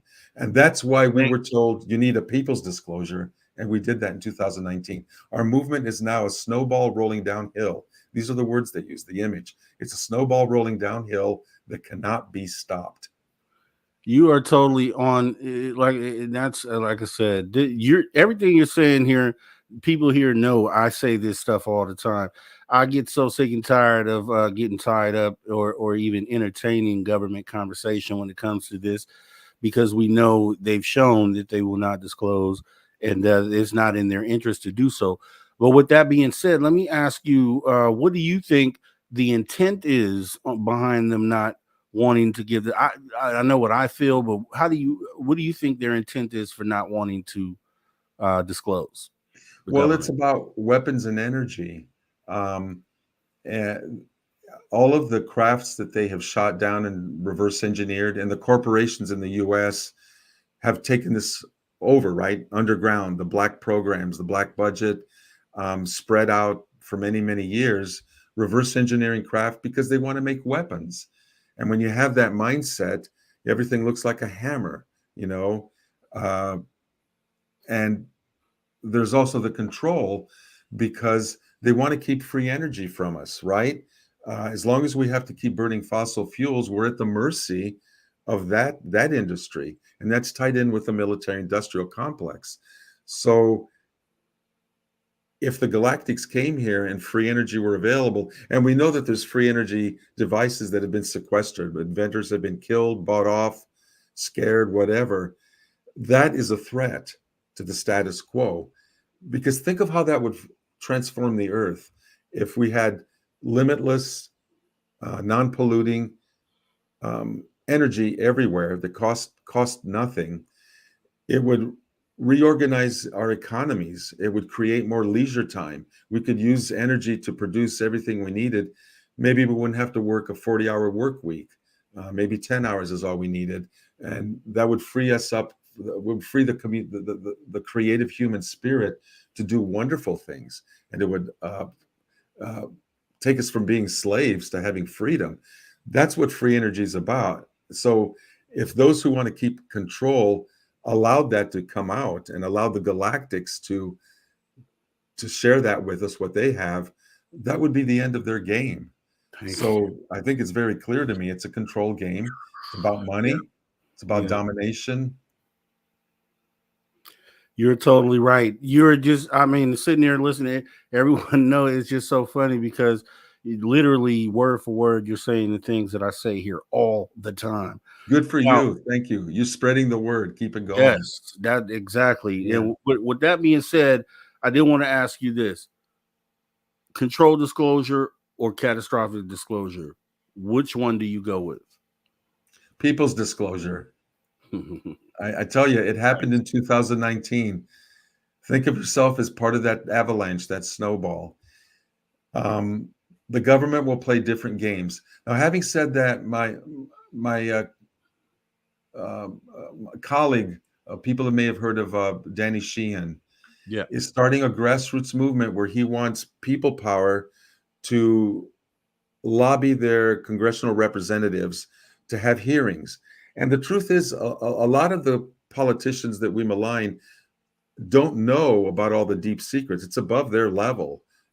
Some of them are screaming bloody murder now because they're going, wait a minute, we've got craft, we've got bodies. Why haven't I been told? Well, the truth is, it's only been a need to know among certain ones. And so Danny Sheehan and his people are starting on the government side this grassroots people-powered movement to try to force the U.S. Congress to hold hearings and break open all the news, all the three-letter agencies, to reveal what they know. If anybody that I know in the world has the skill and the fortitude to do that, it's Danny, and I support his movement. And it is on the government side, but some people are going to need that. Some people will not believe in the people's disclosure, which is make your own contact. You don't need a middleman. You know what you know. You're no longer a believer. And yet on the government side, some people need that kind of proof, and that's okay. And that's why I support it, because it's a grassroots effort. It's not top down, it's bottom up. It's, again, the people disclosing through this other means, through this other infrastructure that Danny and his allies are leading right now. Yeah, that's awesome. I'm totally behind Danny Sheehan. I mean, it seems like his heart's in the right place. He's been on the right side of a lot of arguments over the last 40, Yeah. 50 years. So you kind of got to trust in that. How do you envision? So say full confirmation happens for everyone, the globe, they land on White House lawn, and we have the C5 moment. So things are now different. How do you envision humanity after that point? Or what do you hope for humanity? An end to war, an end to hunger, an end to want. The economies of the world will be remade. And again, it won't happen overnight because it could be a shock to the system. But when you have enough people of goodwill start thinking about cooperating with each other, loving their neighbor instead of trying to steal the oil under their sand or trying to kill them because the color of their skin is wrong or what they believe is wrong. Once humanity can raise its vibration so that we're treating each other well, I mean, just think, all these bad things can start and will start disappearing. We'll have the beginning of peace on earth. I cannot even imagine the freeing of the human spirit, because if you're not in fear of, as probably half of humanity is, where's my next meal coming from tomorrow? Right. You know, how can you create art and wonderful things, inventions, when you're scraping and looking down at the mud of your feet and wondering how you're going to feed your family and your kids? Too much of humanity is in that state. Imagine when there's plenty for everybody, food, justice, freedom, peace. The human spirit is just going to, in an exponential way, create things that I cannot even dream of right now. Could any of us have dreamed 100 years ago that we would be able to have this conversation across the planet, staring at images? You know, that's just one example. I look forward to inventions. I look forward to better health. All the diseases that we have, I know our star friends have technologies, and I know people who have had healings come from star visitor, star people sources, instant healings of cancer and other things. So there's that we can look forward to. It's a golden age, and again, it won't happen overnight, but we're the ones taking the steps right now. We just got to stick with it, find our allies, keep doing the good work, and we'll build it. And we have, like, again, we have a lot of help from the galactics. Yeah, and I say that as well. And I always say this. I always say, you know, we're doing the legwork right now, and you know, we may not be rewarded for it even within our lifetimes, right? But the benefit will go to our descendants, those down the line, who will be able to look back at what we're doing today and be proud of the steps that we took to kind of help drive humanity in the right direction. So I'm with you there. And the government, obviously, and it's sad because they want to portray that they care about the citizens, but then actions speak louder than words. And the one thing that could ascend humanity and probably be the most beneficial, you want to keep away from us. And you know, I just feel like our moment is coming, and we're gonna have to tear it down in order to build it back up. And it's just that process we're gonna have to go through. So we're the ones we've been waiting for, as the saying goes, and it's up to us. And I like how you think about future generations. Yeah, we may not see this in our lifetimes, but our children's will. And I hope they look back kindly on us and remember the turbulence of what we had to go through to give them that better future that we're all aiming to give them. Definitely. And I tell everybody, even in the chat, just having the conversation and kind of getting out there and having the conversation is enough for you to do your part in getting us down that path. You don't have to host a show or be a talking head or anything. This is the part that we play in it. Everyone has a part to play. Just do your part, and we'll get there at some point down the line. But I know we're at the end of the hour, so I want to get you back. Okay, so we got to reset this back up, because the way we're in alignment on some things, I know the conversations could go crazy places. So I love to have you back. I appreciate you coming in. And where can everybody find your work? etletstalk.com. Just sign up there. It's a free registration. You'll get announcements about our monthly global CE5 activities, some interesting webinars along the way, etc., and a community. So yeah, etletstalk.com. Tell your friends. Yeah, and the People's Disclosure Movement, which in those words just says it all, right? It's up to the people. Disclosure comes through us. So I'm loving what you're doing there. Keep it going, and we will talk again soon. Kosta, thanks so much for coming in. Have a great rest of your night. Have a great week. Thank you, Rob. Thank you for all you're doing. Keep it going. We need you. Yes, sir. We'll talk again. Okay. Bye-bye. Take care.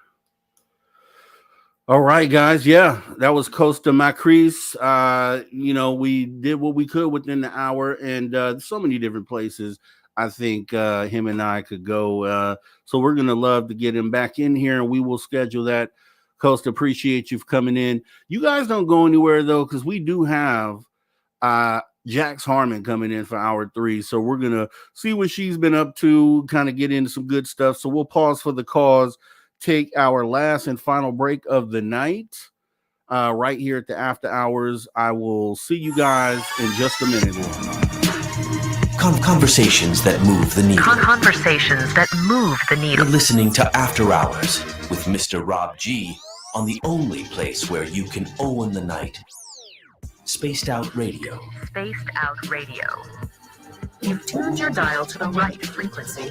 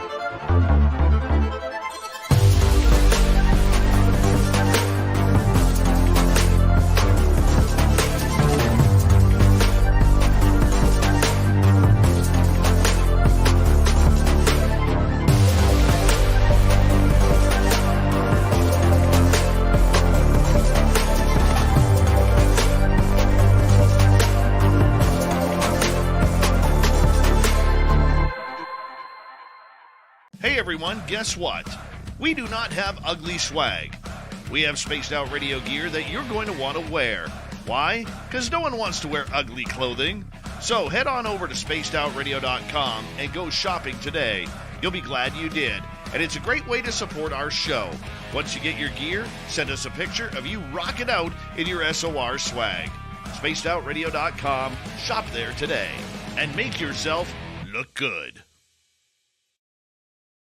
All right, guys, we are back. We are back with Spaced Out Radio after hour number 3 with me, your host, Mr. Rob G. As we go ahead and get into some good stuff. You guys are space travelers, right? If you're already a space traveler, since you are, please consider taking the next step and join the club. That's right. You can join the Spaced Out Radio Space Travelers Club for as little as $5 buckaroonies by hitting up our Patreon. We totally appreciate your support of Spaced Out Radio. So once again, right, we're on some awesome stuff tonight, having awesome conversations.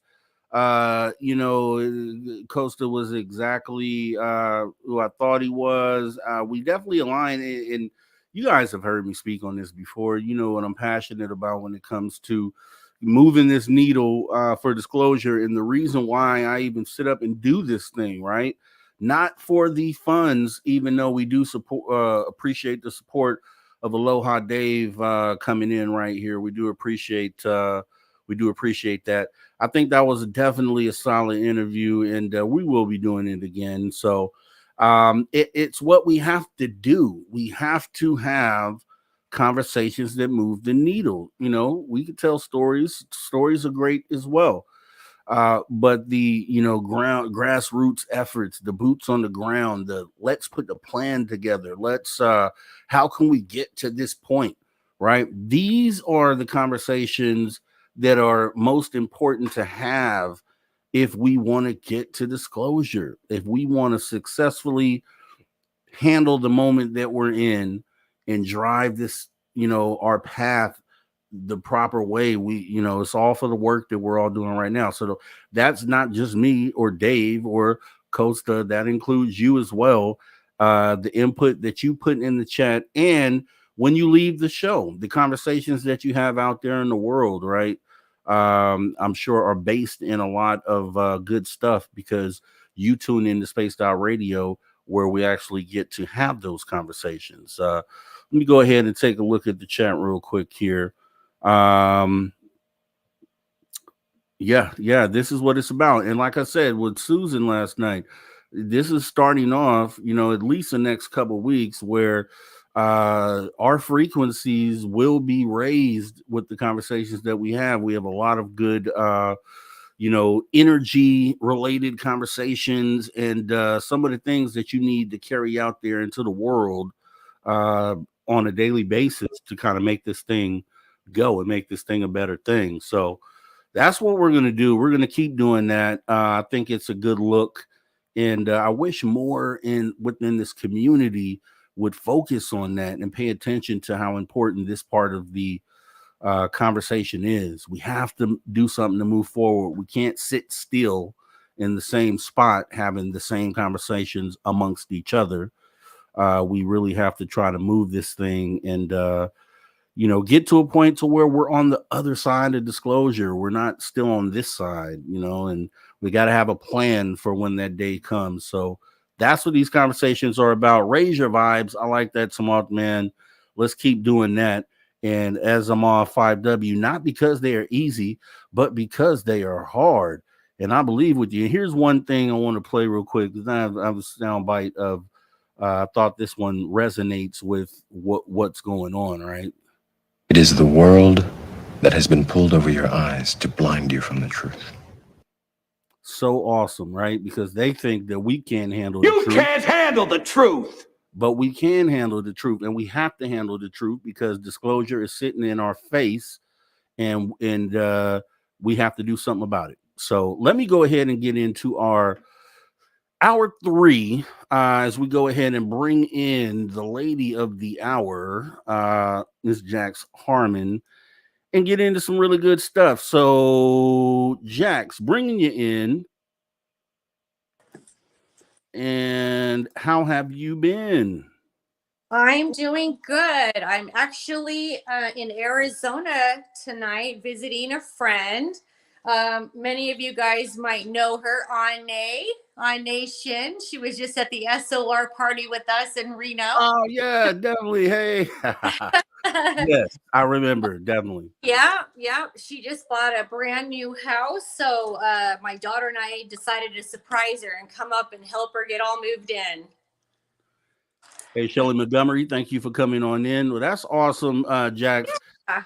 I was I don't know if you saw anything we had going on like a week ago, but I had during the show, it was last Sunday because Mara wasn't going to do the show, but then I did the show anyway. Oh, Yeah. okay. And during the show, I was just doing like a live replay. And Uh-huh. during that show, I had my ring cameras went off. My girl comes in here in the studio and she says that she just saw an orb on Oh my gosh. the ring camera. So she showed, I'm doing the show. So I tell her download it and send it to me so I can go ahead and show it during the show. Uh-huh. So I had an orb, and actually I can probably show it. I think it's here. So let me see. Let me try to. Just somehow my phone went weird. Hang on one second. Let me get some help. Yep. You may have to leave and come back in. It's so weird. My phone's acting so weird. Okay, so for some weird reason, it's like it's at the top, but I can't get it back on. It's technology. I know it is messing with us big time. Orange. It should go And I'll back. try to get this while you're doing that. Let me see. Okay. Is it this one? Yeah, weird. Like it doesn't want to let us on. Okay. No, that's the knocking, but that's okay. Not that one. Hit the bottom and let's see. Maybe then. We're trying to get back on. It's not letting us back on. Hang on. Yeah, you may have to leave and come back in. If you have to, that's okay. Don't worry about it. All right. And while she's fixing that, guys, I want to get this ready because Jax is the paranormal reporter on Sundays. And I know she will get a kick out of this because while we were in Reno, and hopefully she can show this, she actually caught an orb during our trip in Virginia City.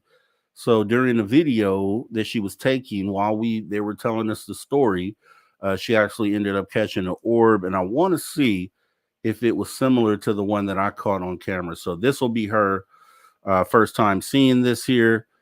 Zaddy says orb above the house. No, this was in the house. Zaddy is crazy. I'm going to show it to you guys in a minute. It is mind blowing. I'll just say it's mind blowing. And Jax is back. Okay, Sorry nice. about that. You're good. We go ahead. No, I was just gonna say that is like so common for us tonight. We've been having nothing but weird problems. Yeah. All night long. That's all good. We pushed through those. Let me see. We have I want to show. Okay, so I'm gonna try. There's a 3 video. So, like I was saying, I don't know if you heard. So I'm sitting here doing the show that day. She comes in here while I'm doing the show, while I'm off camera, and says the ring cameras were just triggered. And she was like, there was something weird on there to trigger them. And she showed me the video on her phone, and it was an orb inside of. We have like a side house connected to our house, or like an apartment, and we have no one's in there. It's complete pitch black dark. The ring cameras get triggered, and you see this orb just floating around the room. So it happens like 2 or 3 times where it's triggered, and then she goes in there. You see her on video, like on the 4th video, her kind of being scared and kind of opening the door. She goes in there. The orb is still there. She turns on the light. She does not see this orb. She knows where it's at because she saw it on the video. So she's looking in that section of the room. The orb is still there, and she doesn't see it. So let me see if I can. I want to show you that. Let me let me see here. Yes, look at this. Oh wow.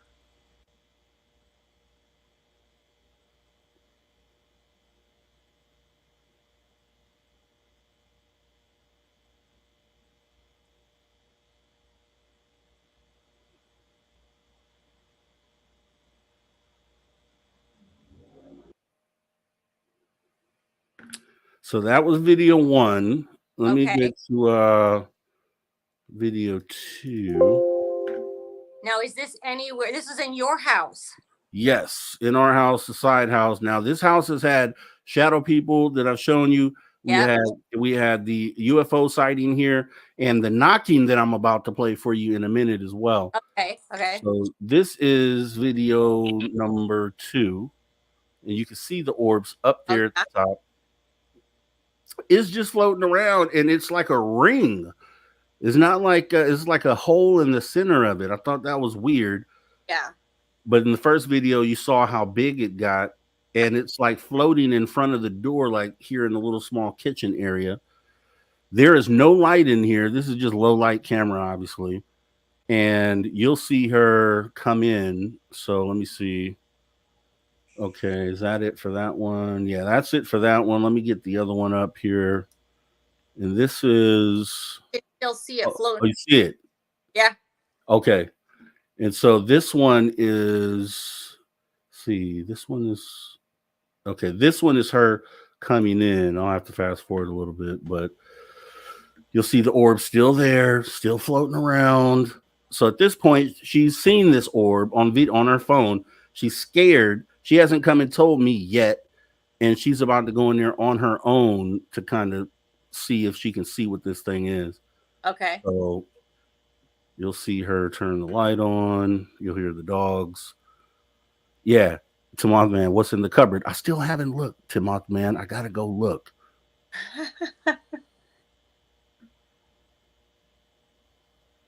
Yeah, Shelly, can you play a part of the video so you can look at something? Tell a piece. Yeah, let me know what piece, Shelly. This is the 3rd video we're playing now.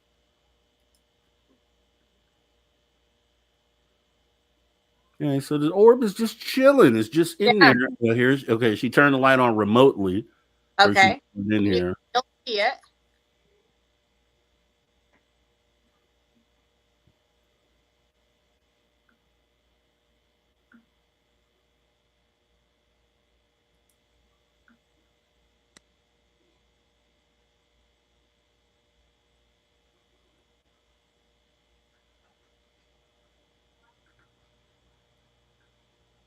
I told her she's brave because I wouldn't have done it. I'd have had to get her first and bring her with me. But yeah, it's up there. It's just still up there. You can see it. The light is on. You can still see it.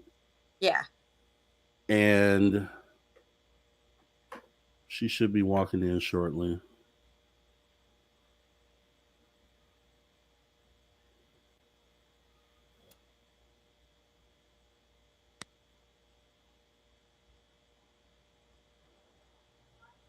Yeah, this is what I think of a lot, Zaddy. If that thing goes inside of you, what happens? Does it take over your soul or what? And that's what I'm worried about because she didn't see it. So it could be floating around here right now in the studio. Yeah. No. And look at it. It's just all over the place. Yes. And then she's going to come in eventually here. Okay. Yeah, the dogs. You hear the dogs. So here she comes. Okay.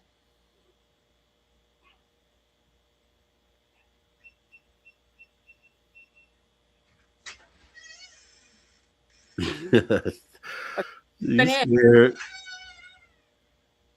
like, all right, where are you? Exactly. And it's over there behind the door. Now it's coming up. It's funny how scared she is. If she's watching this, I know she's laughing. So it's up there in the upper right corner of the screen. She's looking around. She's like, I don't see anything. Where is this at? And she's out. Yeah, she's out. She checked the camera. She knows what part of the room it's in. She looked. She's checking the ring camera again on her phone now. I don't know if she sees this live or not. I'll have to ask her. If you look up, it's like off a little bit above her to the right. It's like she's looking and it's above her. Yeah. Yeah. Alexa, turn off living room light. Okay. Notice that it pushed it away from the door and it went up against the ceiling and then it went across and it was above her off to the right, like it was watching her, but it didn't want to be seen straight ahead. Did you see that? Yes. And then Yeah. here's the next video. So the next video just basically shows that it's not there anymore. So whenever the moment it disappears here in this frame, which I think it's gone now, is it? I don't see it. I think it's gone. So here's the final video here. And I keep asking myself, how in the world am I getting receipts like these? And I just don't know. And it's unsettling because all this stuff keeps happening here at this house. Stargazer says Rob got all kind of paranormal activity going on. Might need Dave to come bless your house or somebody, right? Shelly says it was way before this. Remember, right? You can see the chair. Okay, let me. I think you want the first video here. Let me see. Oh, yeah. Let me show this to Shelly. I'm gonna show you the knocking here next. This is the one, Shelly. This is the first video.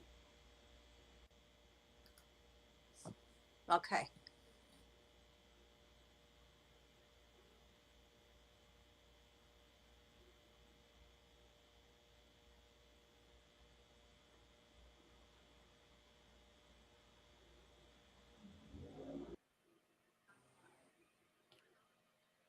Now, if someone can just explain, please, because I don't think there's an explanation. Okay. I'm curious, like, what's in that area that it's floating around by that cabinet? Is it just a cabinet above something, or is it just that's an empty space, like where you would stick like a mini fridge or something there. Okay, got it, below. Yeah, and Okay. I'm not sure what's in that. Someone asked me last time I was supposed to check. I didn't check, but Okay, yeah, I'm curious too. Like, what's in that cabinet, and why does it kind of float near there? But it seems to stay like very near that cabinet and that door. yes. And then the ring camera is sitting up against the wall, so there's a wall right behind the ring camera, and that wall is the wall that's connected to the rest of the house. So so that happened live during the stream last week, and then I had to download it and I showed it. But then this was also what happened as well. So you're gonna forgive me for the loud dogs, but this is let me take this back. If you listen closely, right before the dogs bark, you're gonna hear knocking, and then you'll see her walking around looking for what's knocking.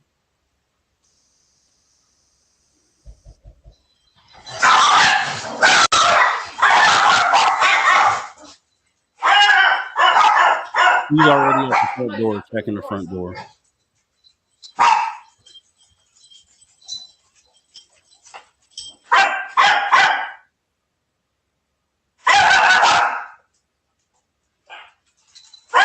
Robert, was that you? Robert, was that you?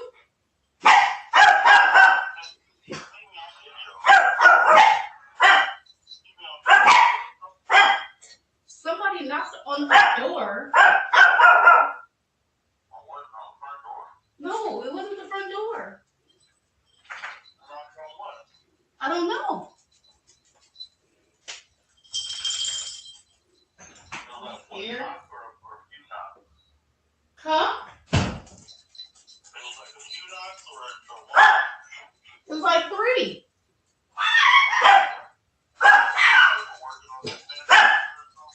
No, it was an actual knock, though. I don't know.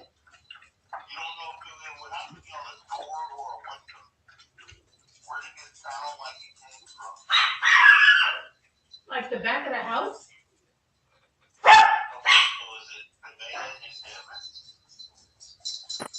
Let me go check. Let me go back for anyone who missed the knock. Are you able to hear that, Jax? Yeah, I can hear it. Yeah. Okay. So very audible. Where did it come from? There was no one at the front door. She's at the front door. That's when the knocking happened. She was already sitting next to the front door, so no one was out there.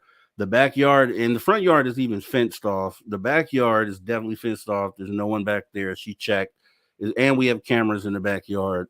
And there is no explanation for where the knot came from.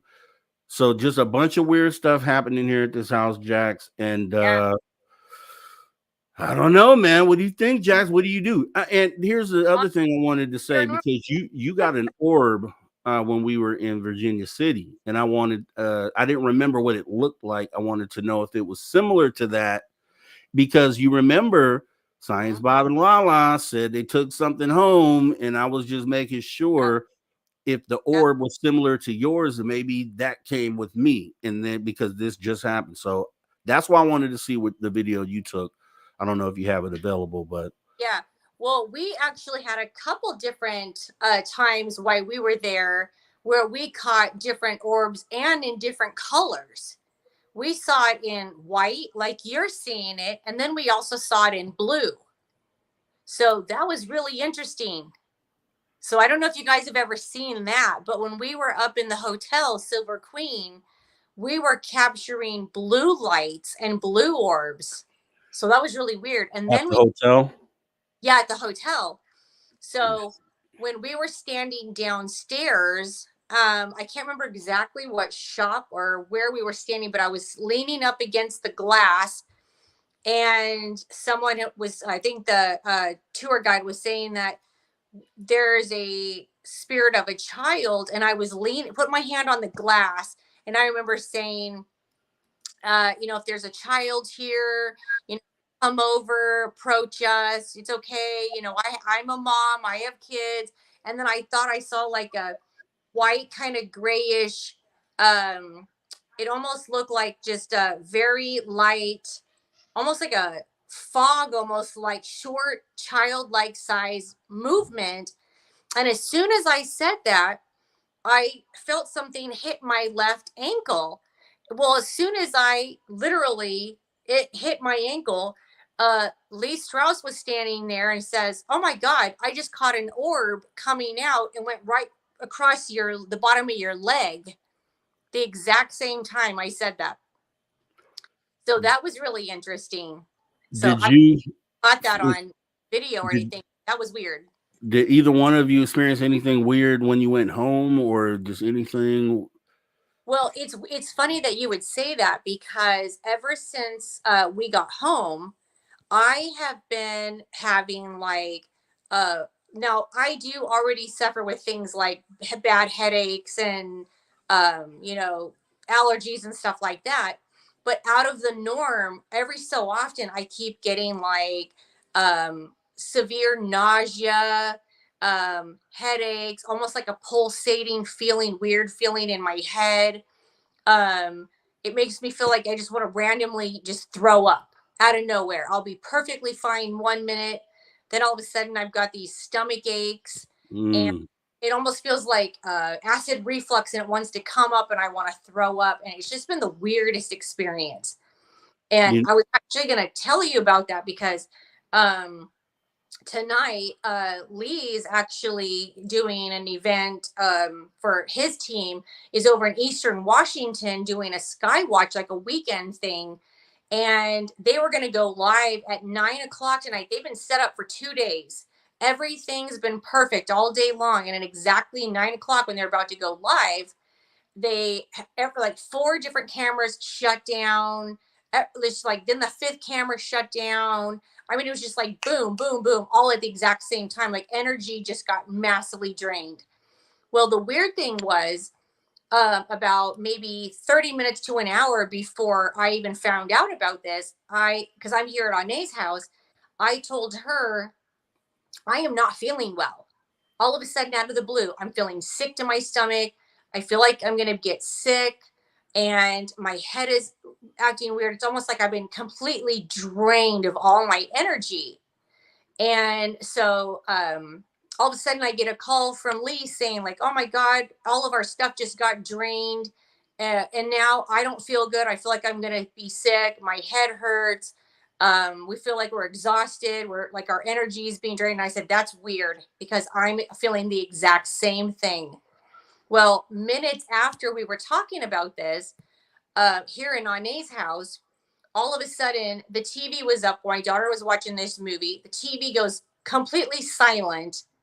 all of a sudden her dog started barking like crazy. And she has 3 little dogs, and all of them were like staring down at the hall directly at my room where I'm staying in right now. And I said, something weird is going on here. This Yeah. is not okay. This is not normal. But yeah, there's definitely something happening. Absolutely. There's some weird energy in the air. There's some things happening up there with them. There's some things happening with me. But one of the things that I was going to share with you is that when I get very close to someone, I start picking up on a lot of the things that they're going through. And that may be exactly why I'm feeling that tonight. So, and I feel perfectly fine now. So I don't know what's going on with them right now with their situation, but the last I heard from them, nothing was working. Like basically nothing. Like they only had maybe 1 or 2 things up running and everything else was dead. Now I remember Melinda said the little phrase to make sure that these things didn't attach, but I don't know if it worked. I would love to talk to Lala Science Bob to find out the experience that they had, and now what it does for me. Now, if I would have never heard Science Bob and Lala say that they felt like they took something with them, then I wouldn't really probably relate this to that. But now, because that is cloudy, I don't know if what we were just looking at is a part of what was already here, or if there was something now in addition to that. And here's the crazy thing.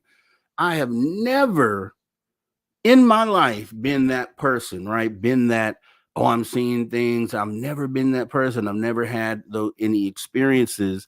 And then for me to have them all within the last 2 years, and it keeps blowing my mind that I can confirm these things as being real based on these things that I'm showing here. And I can still not believe what is currently going on here, but it's evident, right? Oh, absolutely. You guys are having paranormal activity 100% in your house. If it ever gets to a point where it's making you uncomfortable or in any way, like you and I have talked about this before, you guys both have the absolute full power to tell that spirit to leave. All you have to do is tell it it's your home, take control back, make it understand it's not welcome there, and whoever it is has to leave. So don't ever forget that. Yeah. No, I'm definitely, like I said, I'm taking all advice here. And it's just like I've heard people say these things, and I watched shows where they depicted this. And here was the other thing that really kind of clicked for me. It was weird that orb, when I saw that orb, and I'm like, wow, this is real. Then it made me think of an episode of Skinwalker Ranch that I saw, because I've said this before. I've been critical of Skinwalker Ranch, and based on the sciences that they do, they never show the results. But they showed an orb similar to this on their show, and a lot of people were like, "Oh, that could be this." But I know it's real now, so for me, it's like, well, wow, how much of their other stuff is actually real? Oh, That absolutely. we may be overlooking. You know what I mean? Absolutely. Absolutely. Well, it's Very a strange. example of like exactly what Lee and Andrew and Lee and Alex are out there doing tonight. Like they're out doing a sky watch, and they're very much trying to connect with like what's in the sky, the energy, and if they can connect with what aliens, UFOs, whatever you want to call it, okay? And all of a sudden out of nowhere, every single thing that they have that's perfectly ready to go at 100% charge, and they're all drained in the exact same moment. That's not a coincidence. Yeah. I wonder what that is, because they say that at Skinwalker Ranch as well.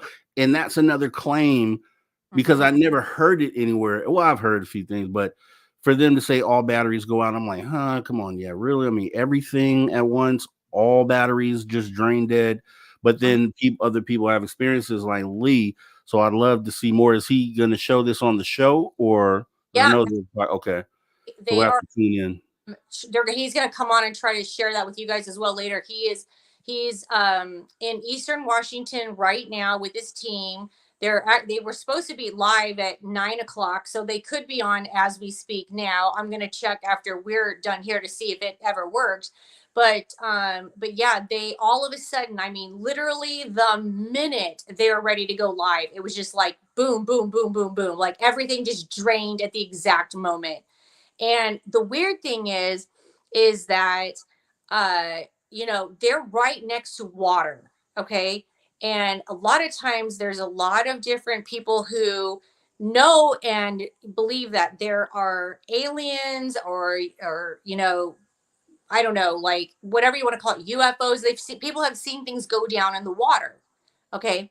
And that's a very well known thing. And people have seen that multiple times in California and in other places where they'll go into the ocean, Catalina Island, where people Mhm. claim to see these things go in the water and don't make a splash, don't make a sound. It's like they just disappeared into the mountain, exactly like on Skinwalker Ranch.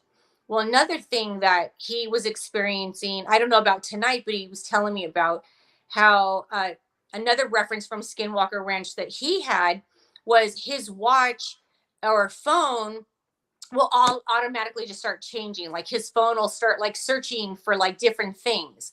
Like Mm. 1 minute is fine, and the next thing his phone searching on like say Amazon. It's like Wow. doing these random things. Yeah. So there's definitely a weird energy in the air. Something's happening.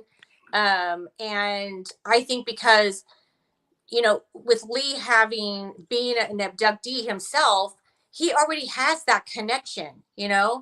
And I already feel like they already know where he's at. They already know what he's doing. They already know that he's looking for that connection. And here they're about to go live at 9, and then boom, all this happens. They're giving it to him. Yeah. Yeah, exactly. Hey, where And you? I'm glad you said that, Jax, because I've been feeling that way, and I don't want to say it because and then it just sounds like I'm just bragging on myself or boasting on myself. But it is troubling to me that the things keep happening to me. And not only that, but just like in his case, where it happens as they're about to film, so you get the receipts.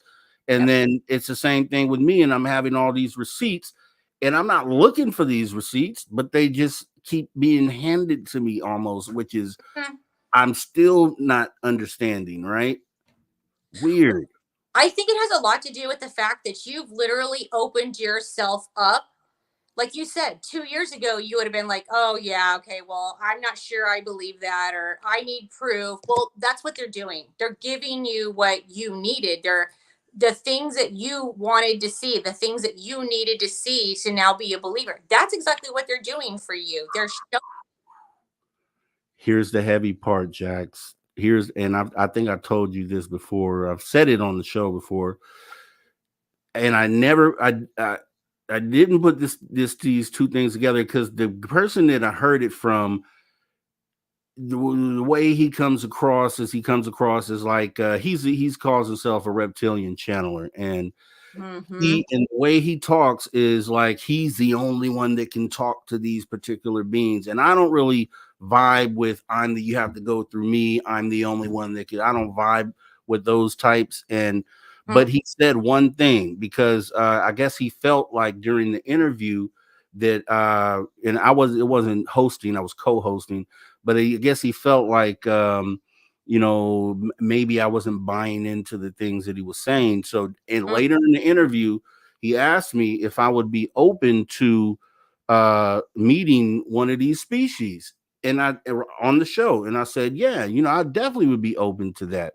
Like, if you could do that, you could set that up, I would totally be open to that. I said that to him. Literally less than 7 days later is when I had my UFO sighting with 47 objects, literally. And I'm like, would that have anything to do with that? Is it possible? I don't include it in my story because you kind of have to go a little ways to connect that, but it just so happens that we had that conversation on a show 6 days before my very first UFO sighting ever. Yeah, So, yeah. And I love hearing you say that too and sharing that because and I've been telling everybody for years we all have this ability to see things. We all have the ability to feel things. So if you open yourself up and you give yourself basically that gift of, I'm allowing this to happen. I'm putting it out there in the world, into the universe. Like I'm manifesting this to occur because I want to see it for myself, or I want to feel it or have that experience. That's when you will start having those experiences. They've always been there. That's the thing. But we've closed ourselves off most of the time to where, we don't open ourselves up as much as you have recently. Yeah. Say, okay, now I'm ready. And it's showing you. So it's like, here I am. I've been here all along, but now I want you to see it because now you're at the place of fully opening yourself up to understanding that we are here. Wow, and it's amazing, Jackson. It's freaky though. I use the word scared, but it's not really scared. It was more like unsettling, just the realizations that keep happening. Like it's another realization that this other thing is a real thing. A shadow person standing in your living room, the orb floating around your house, and you can't see it with your naked eye. So are they around here all the time? Just all those things start to open up. And as a host of a show, I like to try to still be open-minded and keep in the middle road. So I recalibrate myself all the time when it comes to like, am I too far over to this side and believing now, or and trying to make sure I'm still in the middle? But I think that might be another reason why I'm getting the receipts, because it's not just the story that I get to tell, but I get to show that these things are actual things that happen. So it kind of benefits the position that I hold, standing in the needing to keep a middle of the road approach, right? So absolutely. And the weird thing is everyone is watching this happen to me in real time. Like during the show, this is happening, and then we're able to show it right on the show. So it's like, is it because I have the show and I can show people this stuff that they're giving it to me, and I'm able, because I can now show everyone else that these things are real? Like what really is it? Well, it's just like what I said. It's like you're putting it out there into the universe. You're telling them, like, they hear us, okay? And it's like what you said a minute ago. Oh, they're finally opening themselves up to me. Well, it's actually the opposite. It's you opening yourself up to them. I like that. So the fact that, they're doing this on real time, they already know that you want those receipts, and that the fact that they're giving it to you live is their way of sharing that gift with you. Yeah. So it's like an amazing thing that's happening, because it's not only showing you, but it's showing a lot of other people who may be in the same boat you were a couple years ago. Yeah. Yeah. They're opening up. It's an amazing thing. It is amazing. And it is just, man, I used to watch movies about this, shows about this, and it's just weird to maybe one of the things happened to me, and I'm like, oh, okay, orbs. But all the different, like almost every side of the phenomenon, right? UFOs, shadow people, orbs, and the phantom knocking and footsteps on the roof. Like, these are all different sides of ufology, what we talk about. Oh yeah, I've had every single thing you're talking about. The footsteps, it sounds like people are walking on your roof, or even sounds like maybe there's someone in an attic that doesn't exist, moving furniture around. You hear a voice and then there's nothing. You hear a breath, you smell cigarette smoke. There's like all these different things that can occur and happen. And and you look around and it's like no one's here. Nothing. You just, and then it's like, is it me? Is it my mind? Is it happening? But it's true. These things are really happening. The door knock it's ironic because I moved into a house in the South and I lived there for 4 years. Night one, I've shared this before. I don't know if I've ever said it on this show, but night one that I lived there was a knock at my bedroom door as loud as can be. It was just 3 knocks. It was knock, knock, knock. It was like a really hard man knock. And at the time I was married, and I looked at my husband and I said, that might be our daughter. Can you go check the door? Because her room was down the hall and we thought she was asleep. Well, of course, he gets up, checks the door, and there's nobody there. Well, I'd already yelled, "Come in," thinking it was her. And so I felt horrible from that moment on, because we had very weird paranormal activity for 4 years. And I mean, it was every single day. And I felt like I had invited it in by saying, "Come in." Yeah. So, and it was a hard thing to do. We actually, and believe it or not, being in the paranormal doesn't mean that I can make anything leave. Okay. If Yeah. something on like the darker side of something, it can have a lot of power. And, if it's not good, you can't always make things leave. So if there's something in your home that is like, really bad or really dark, or anything on the negative side. And we did have a lot of negative activity in this house, okay, especially to our son at the time. And at some point, you have to realize, like, this isn't good. This isn't a good spirit. Like, when I see what you have in your home, I don't get a bad feeling at all. Okay. With the shadow figure, I don't have a negative feeling about it at all. Yeah. Not at all. The orbs, none of it. Like the knocking out, things turned more of to like a negative situation where bad things started happening. Things can change, but as of right now, do you feel like there's anything that's harmful to you? No, I don't. I got Yeah. the same vibe from the shadow person. Didn't really feel anything, but I still look over there every time I walk past. But I Oh, didn't feel any malevolent intent. No. yeah. No. You'll forever look, you'll forever think like, I know what I saw, and it doesn't even matter if it's there or not. You'll constantly see the shadow person in your mind. So Yeah. Yeah. it's Yeah. it's And I'm not afraid to say it, right? Because I'm dealing with it, and you're not you, but yeah, in general, right? yeah. So so I turn the light on, I do all that good stuff, man, because I don't know, you know what I'm saying? I know it's there, and I don't know what it is, and I just feel more comfortable doing that. But here's one thing, and I said this to my girl as well when we were talking about the orbs, because I was explaining to her that based on people that I've talked to and interviewed, some Mhm. people say that these orbs have turned into Bigfoot. They've said they've turned into NHI, and Parsi X says exactly what I was telling her, is that the orbs in the house are spirit orbs or NHI. He's experienced them both, and has a picture of an orb that morphed into a gray NHI. And that's what, when it comes to, when I said I've experienced every part of the phenomena so far, it's been everything except Mhm. face to face with a cryptid, or ET face to face, sort of maybe abduction, or just face to face. I haven't had that yet. And the fact that people say that orbs morph into these things, then it just makes me Yeah. unsettled that maybe that's the next experience that I have. And I hope it isn't, because No. that's pretty extreme. And I don't really want that, really, truthfully. No.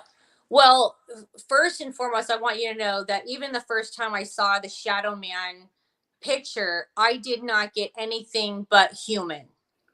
So I don't want you to feel like there's something else, maybe cryptid wise. Bigfoot off the table.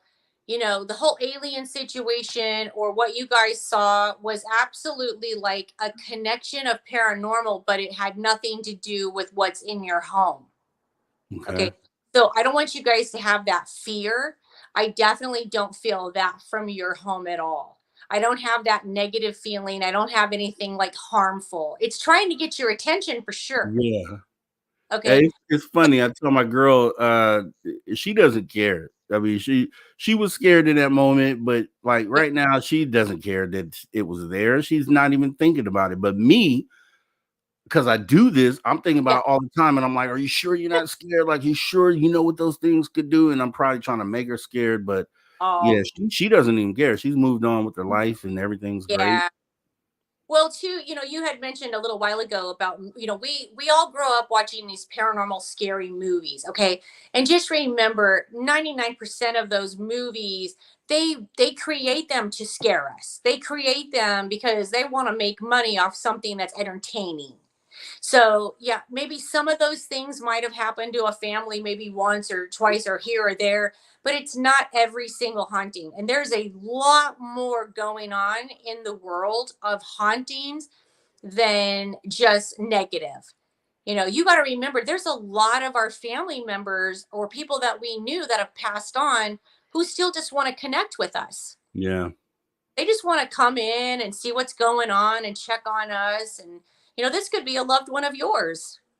Yeah, yeah, we've considered that as well. As like I say, since we lived here, my mother-in-law, her mother did pass away, and that's the first thing I try to relate the shadow person to. But it was a male figure. It looked like in 6 feet, so I figured that wasn't her.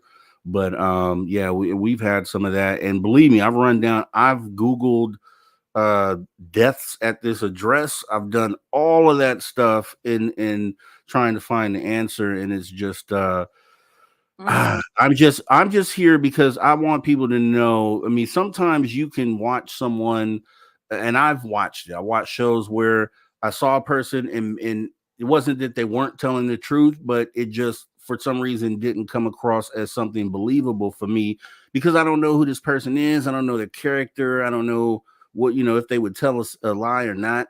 But I assure everyone, like I'm not that I'm a no BS person. There would never be a reason that I would manufacture or create anything. Anything that you see coming from me is authentically raw, and it is what it is. So I mean, if I know that, if I can look at something and I'm like, well, this person I know is not going to BS. So what they're showing me has to be real. And that's kind of the vibe that I want to make sure comes across. So I don't want to fall too far into what could this be or any of that. I'm really trying to figure it out because it really happened. You know what I mean? Have you guys considered maybe looking into the history of your home? I mean, as far as there could be someone that passed on that lived there. Maybe there's a connection there to that home. Yeah, I thought about that. And actually, because this just happened last week, and the adrenaline was so high because it was happening in the moment that I'm sure, I wasn't thinking straight. So I've had a week to sit and process. But one of the things that I did want to do, and I was going to do today because I saw him out there, was to go talk to our neighbor we're good friends with and just ask him, like, because he knew the previous residents here, and just say, hey, had they ever, was there anything weird that they ever said happened over here? Because I'm still going to ask him that. I may ask him tomorrow if I see him. Yeah. Like, did they ever say anything weird happened over here without giving them any clue? Because if he was ever told anything, it should register in his face. You know what I mean? It should be like, whoa, okay.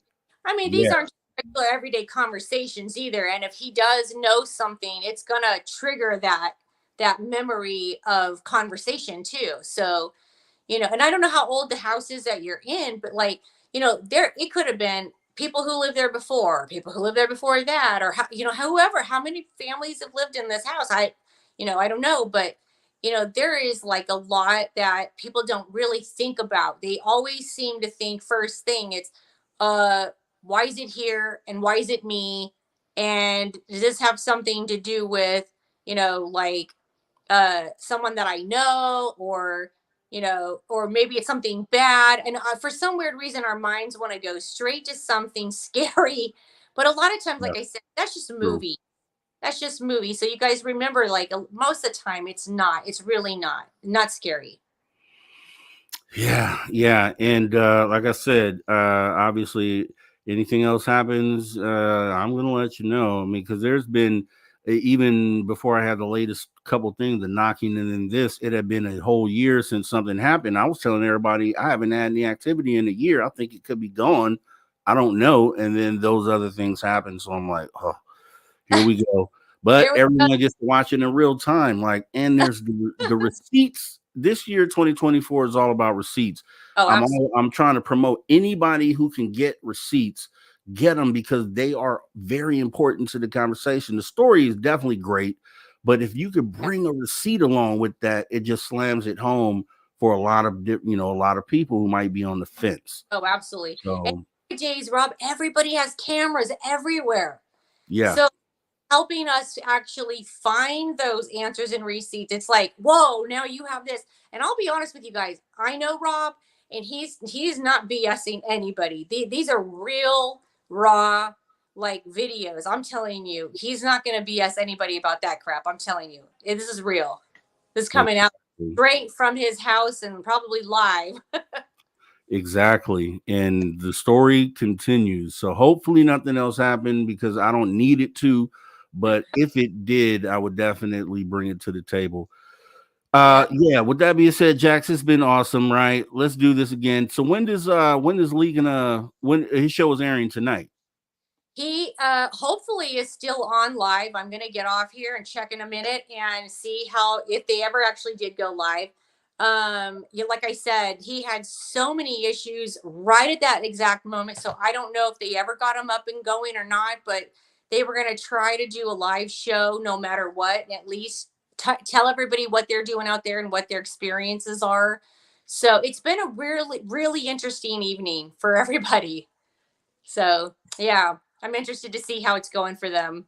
But we'll for sure be sharing this later on Spaced Out Radio. And tell Lee, talk to him the night of the Skywatch, and I wanted to see, once he finished scrubbing video, if he'd be willing to come on and show it, because his camera is so awesome and so clear that I wanted people to see what we were seeing out there.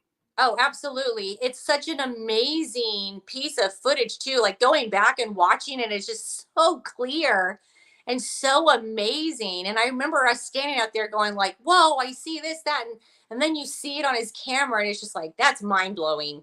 Exactly. I showed people last week because his camera picked up stars that you couldn't even see with your naked eye. And I thought that was amazing. So mind blowing. It trips me out. It's just that you look at it in like a whole different way of seeing the sky. Definitely. All right, Jax. Well, we're going to do this again, obviously, next week. And we'll be seeing you also again on Tuesday with Dave during the week. Have a great rest of your night. Have a great week, and we'll talk soon. All right. See you then. All right. Take care. Bye, guys. All right, guys. Okay. Yes. So awesome show. We did what we did tonight. I think we moved the needle with the conversation. We had some great stories told in hour one from Lon Strickler's PhantomOfMonsters.com. So shout out to Lon Strickler for curating those stories, because we definitely needed those tonight. And also want to thank our guest, Kosta Makreas. And you already know we're going to come back and we're going to have him back because our conversation is going to be a good one, right? When we can sit down and really hash it out, I think we'll get some good stuff out of that. So, and also thanks to Jax coming in with the Paranormal Report and sharing some of her stories for tonight. Another awesome show, another awesome weekend. You guys get ready to get into this work week. Dave Scott is obviously on Spaced Out Radio here tomorrow night, Monday through Friday, 9 p.m. Pacific until midnight. And let me, I want to see who he has coming up this week, who he has on tomorrow.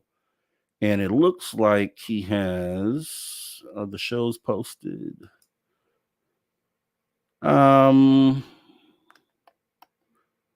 Yes. So it looks like he has Lon Strickler tomorrow. What's the chance, right? Lon Strickler on here tomorrow. Spaced Out Radio. Next week, right here on After Hours, I posted a lot of upcoming shows so you guys have a good idea of who we have coming up. We have Casey Samregret and Lisa Parry, who will be here on Saturday. And then we have Zen Benefield, who will be here on that Sunday. So an awesome week next week. And then we have Drew Benke coming up. We have Preston Dennett in the cards coming up a little later. So a lot of awesome content coming down the pipeline. Make sure you guys tune in, hit the subscribe button, hit the notification bell, and participate, right? I know a lot of the week people, when it comes to the weekend, they take a break, but we need everybody to share everything, right? This is all Spaced Out Radio, whether it's the weekday show, whether it's the weekend show, whether it's the Cryptid Huntress show. This is all one big family, one big group, and we need the support from everybody out there. If you're SOR all the way around, and let's make sure that we show that and represent that. And with that being said, let me go ahead and jump into the super chat for tonight, which is Aloha Dave, who always shows love, and I do appreciate that. Great interview with Kosta. Thanks. No problem. Glad I can make that happen. Definitely want to thank everyone for coming. And once again, you're already a space traveler. Consider taking the next step and join the club. That's right. You can join the SOR Space Travelers Club for as little as $5 per month by joining our Patreon. To all of our viewers and listeners around the globe, thanks for tuning your frequency to Spaced Out Radio, where we do what we do best and what we're going to continue to do, and that is what? Owning the night. Thanks for coming in. Let's do it again. Conversations that move the needle. Conversations that move the needle. You're listening to After Hours with Mr. Rob G on the only place where you can own the night. Spaced Out Radio. Spaced Out Radio. You've tuned your dial to the right frequency.